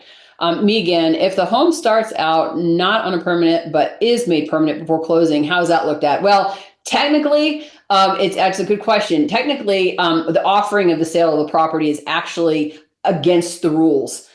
Because that happens quite frequently. You can't get the financing, right? If a buyer needs financing, they can't get the financing until they put it on a permanent foundation and do all that stuff. So you might start off with it not being on there, but then that all happens within the time frame for financing or just to make it more marketable. But actually, the way the law is written, you can't even offer to sell those things if they're not already on that condition of permanent property, and even if it's in the works. Technically, that's what the law says. But again, going back to what the letter says, if you're selling the real property, we're allowed to do it. Again, some problems with the letter, perhaps. What about a mobile home park? Yeah, you can't sell those. You're selling them in leased property. They're leased properties. You can sell one. You can sell one in a 12-month period. If you take a commission and your brokerage takes a part of that commission, that's your brokerage's one for the 12. That's your one for the 12. It doesn't have anything to do with a real estate license because everybody in the state of New Mexico can do that, right? There's no land that's being conveyed into that scenario. It's leased land, and you can do one in a 12-month period. Who's going to close that is the other issue, because you can't get it closed through a title company because there's no real property sale involved. So you're going to have to find somebody, to close that thing. Are you saying liability insurance for the office is not sufficient for the personal injury protection, that as the broker owner, we need some sort of personal policy? To the extent that you can find one. I mean, I'm not even sure one exists. I'm not an insurance agent, so I wouldn't even, but to the extent that you can find a policy for your brokerage that would cover not just the brokerage if they're named in the lawsuit, but if you are named personally in the lawsuit, would cover you as well, then yes, that's what you should go for. Plus, some E&O will cover you personally. I think that Crest, and don't quote me, I haven't read their policy, but I think they do have some in some of the E&O policies for personal injury and property damage. I know Rice doesn't. I've not been successful in being able to get that under the Rice policy. So you might have some personal coverage under your E&O if you don't have Rice. So check with them on that. Can you go through 5102? And if countering a term is an addendum, should the addendum with the term that is being countered be signed? Yeah, if you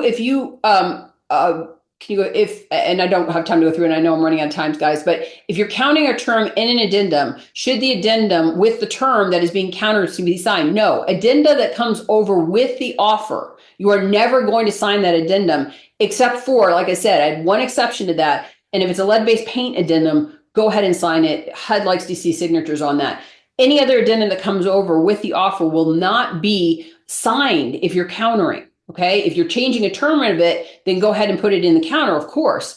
If you're not changing a term and you're accepting the term, don't sign it still. It's part of the counter offer. If it wasn't changed, that addendum as written is part of the counter offer. The counter offer pulls in that addendum. Is an LLC protected from personal assets? Can be, depends. If you create an LLC to protect your personal assets, which is a lot of reason a lot of people do, to some extent it can, but it really does depend.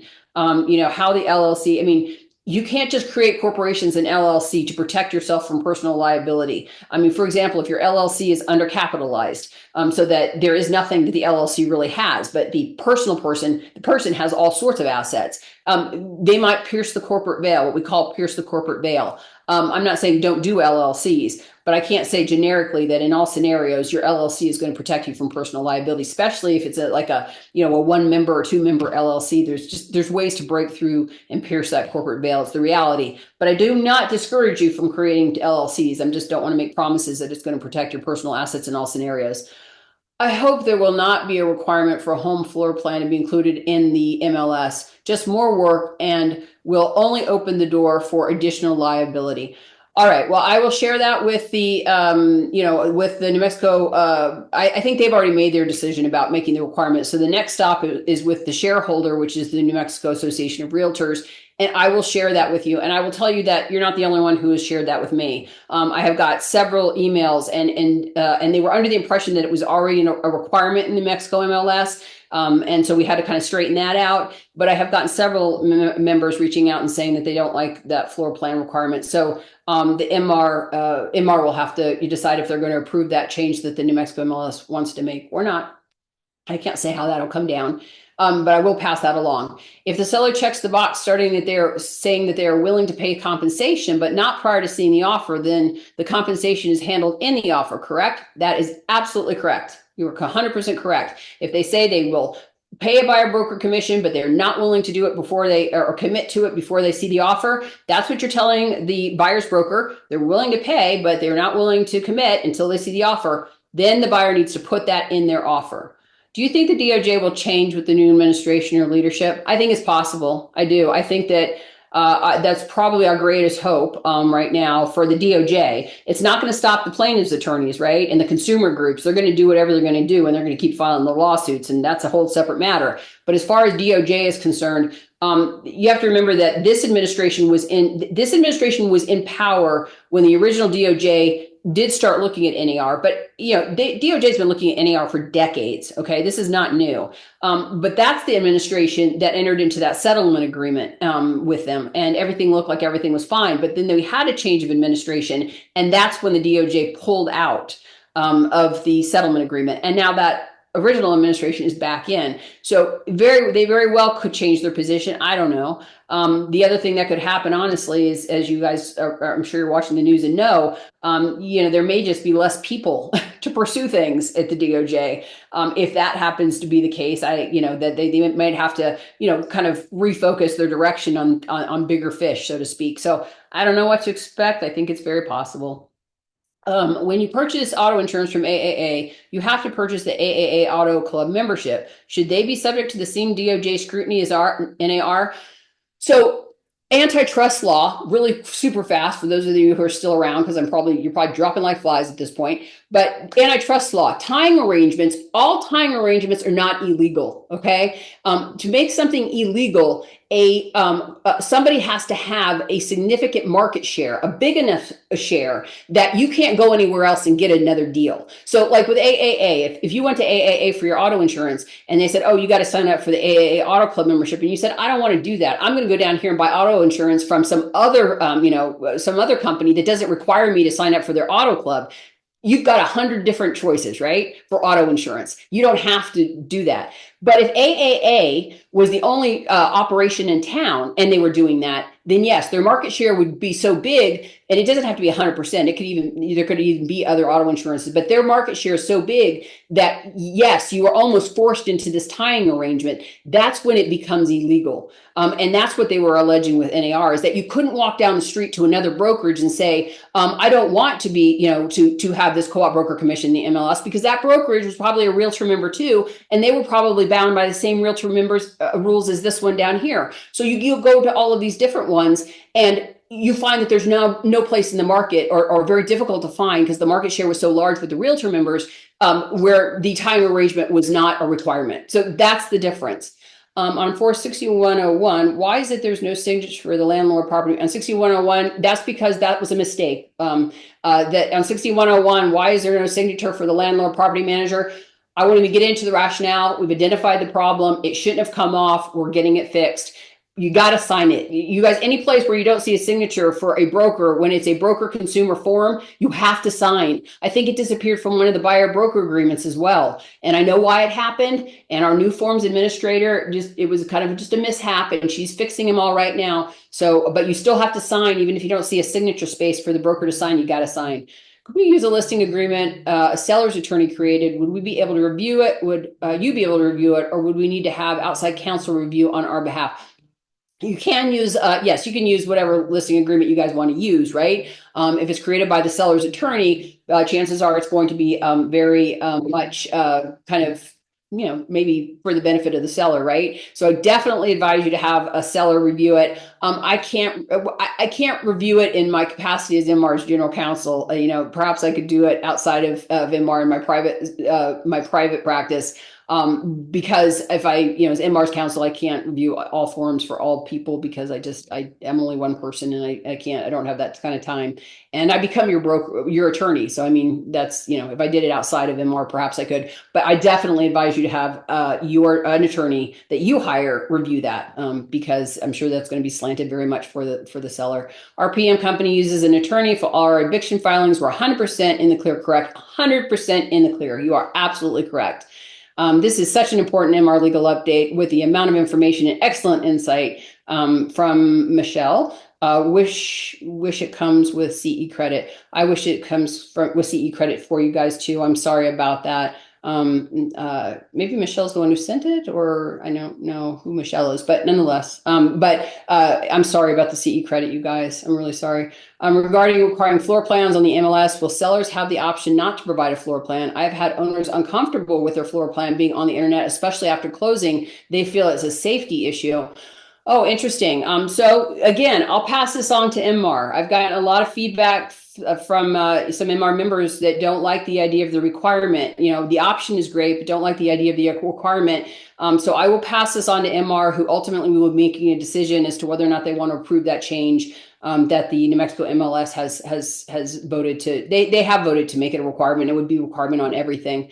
But again, it has to come to MR before that goes into effect. Can you further explain section 7 in 1106, seller's assistant concessions? It seems somewhat skewed as to what this could be used for. Can it be used for the seller to commit to a compensation to the buyer's brokerage in the form of an assistant concession? It's fine for that to be in the listing agreement. Like if the seller wanted to say in the listing agreement, I'm going to offer a seller concession, in part to be used for the buyer broker commission, that would be fine in the listing agreement. You could not put that in the MLS. You cannot earmark anything in the MLS for buyer broker commissions. So you could put it in 1106, and when the buyer broker called you and said, is there money? You could say, yeah, we have some seller concession money of X amount, and they are, and that can be used, of course, for buyer broker commissions. But you can't put anything like that in the MLS. So if you want to get the authority to offer that as an alternative for buyer broker commissions to the buyer brokerage, you can, but it won't go in the MLS. I thought we couldn't use concessions to pay buyer broker. No, you can use concessions to pay buyer broker commissions. You can. You just can't put it in the MLS. You can't just say in the MLS that the concessions have to be used for buyer broker commissions. You just have to let the buyers decide how they want to use it as far as it being offered in the MLS. I guess maybe what you're asking is, can you actually require it, a seller concession?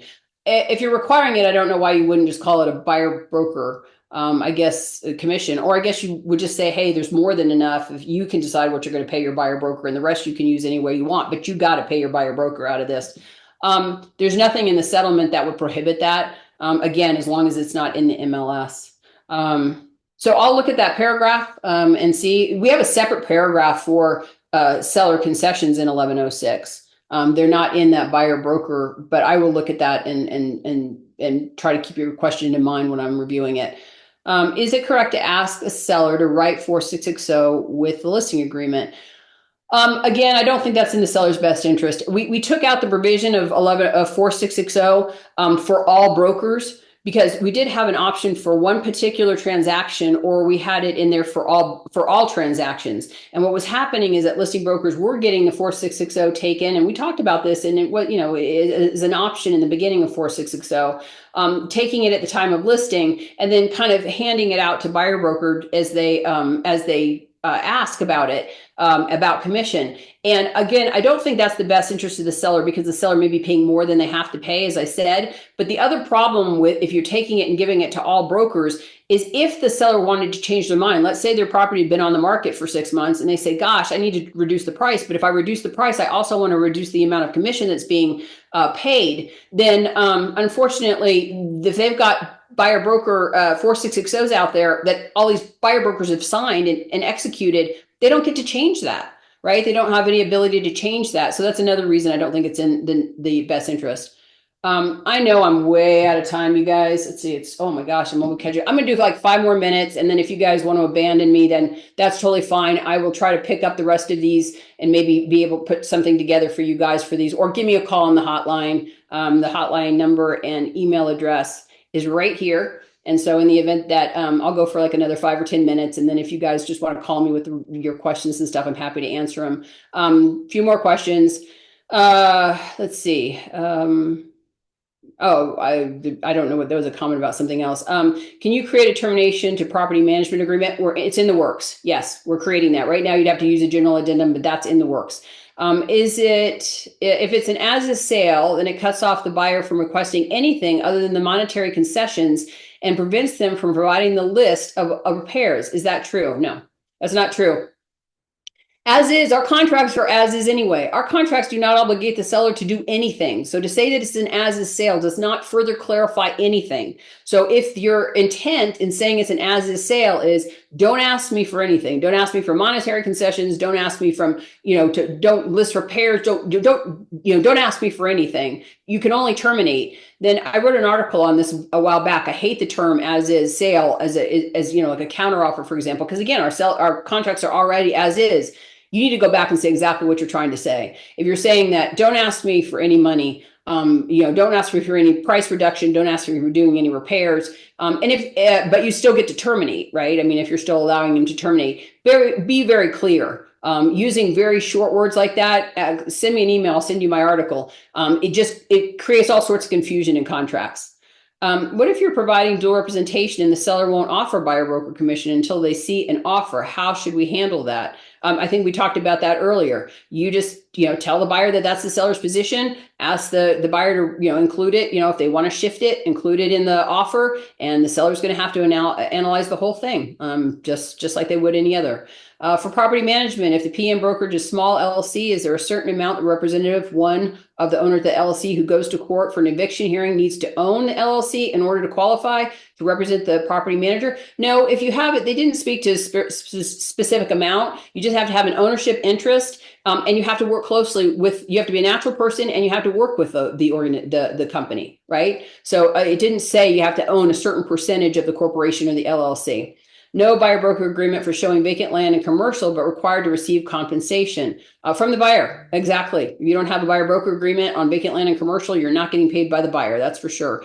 You could still try to, shift that and have the seller pay you the buyer broker commission, but you can't collect it from the buyer without a buyer broker agreement. Then how do you sell them? Why is it an option in the MLS? I guess you're talking about manufactured homes. MLS has been struggling with whether to allow those in the MLS or not, and they are all kind of basing it on the letter. If you're selling real property, you obviously can put it in there and add the manufactured home. Or if it's in a trailer park, so no leased property, you can sell one in a 12-month period, right? So maybe it's in there for, the 1 in 12 that everybody can do. Southwest MLS is looking into it. I know MLS is all over the place. They're kind of struggling with whether or not they should allow no real property. They're not real property sales. So whether they let them in there or not. Thank you for your time, Ashley. Credit or no credit, the webinar has good content for the brokers. Well, thank you, Linda. Thank you for saying that. If you represent both the buyer and the seller with a percentage, in the listing, do I still need a 4660? If we represent both the buyer and the seller with a percentage, the listing, do I still need a 4660? So I'm not sure I understand that. If you meant, I'm not sure I understand that. Would you follow up with me on that? Just because I don't know if you're taking the full amount on one side or and then kind of sharing the co-op broker commission situation that we're kind of avoiding now, if that's what you're talking about, if that's what you're referring to. But why don't you just send me a quick email if you don't mind? I'm sorry. Is it allowed to say that the MLS seller offers concessions or offering to pay the buyer closing fees? Is it allowed? Yeah. Well, I should say, yeah, the settlement agreement does not prohibit an MLS from saying seller concessions, but the settlement agreement and NAR has taken the position that MLSs can take it further than the settlement agreement takes it. So some MLSs have taken the position that we are not going to allow any seller concession language in the MLS, any kind. So you need to check with your individual MLS to determine whether or not they've taken it further. The settlement will allow offers of seller concessions in there and say, hey, the seller's willing to pay some of the buyer's closing fees without being specific about buyer broker commissions. But the MLS could have taken it further. And I know some of them have. They just have, for example, seller concessions, yes, no, and they don't even have a dollar amount in there or percentage or anything. So you've got to contact the listing broker to get the amount that's being offered. So you need to check with your MLS to see if they have prohibitions beyond what the settlement does. So Form 4660 can't be changed after it's executed by the seller. Yeah, it can be changed after it's executed by the seller, but not if it's been fully executed so that the buyer broker has actually accepted it, signed it, accepted it, gotten it back, and you have a fully executed agreement. If the seller has just created it, and they have not, given it out and gotten it back fully executed, then yes, it can still be modified until it is accepted by the broker on the other side. At any point, it can't be modified, amended. Oh yeah. Well, unilaterally. I'm sorry, unilaterally. I have to be more careful with my words. It cannot be unilaterally changed. So yes, if you have a fully executed 4660, if both parties agree to change it, of course that can happen. How you said sale price change. Let's say the seller never got an offer and decides to reduce the price. Can 4660 be amended? It can be amended if the broker on the other side is willing to amend it, right? Yes. And what do you suggest we say to brokers who request forms that we're not required to provide to them? For example, listing broker request a walkthrough statement or info sheet signed by a buyer from a buyer's broker. Thank you. I think to the extent that you're willing to ask your client if they're willing to do it, explaining to your client that they have no obligation to do it, and then report back.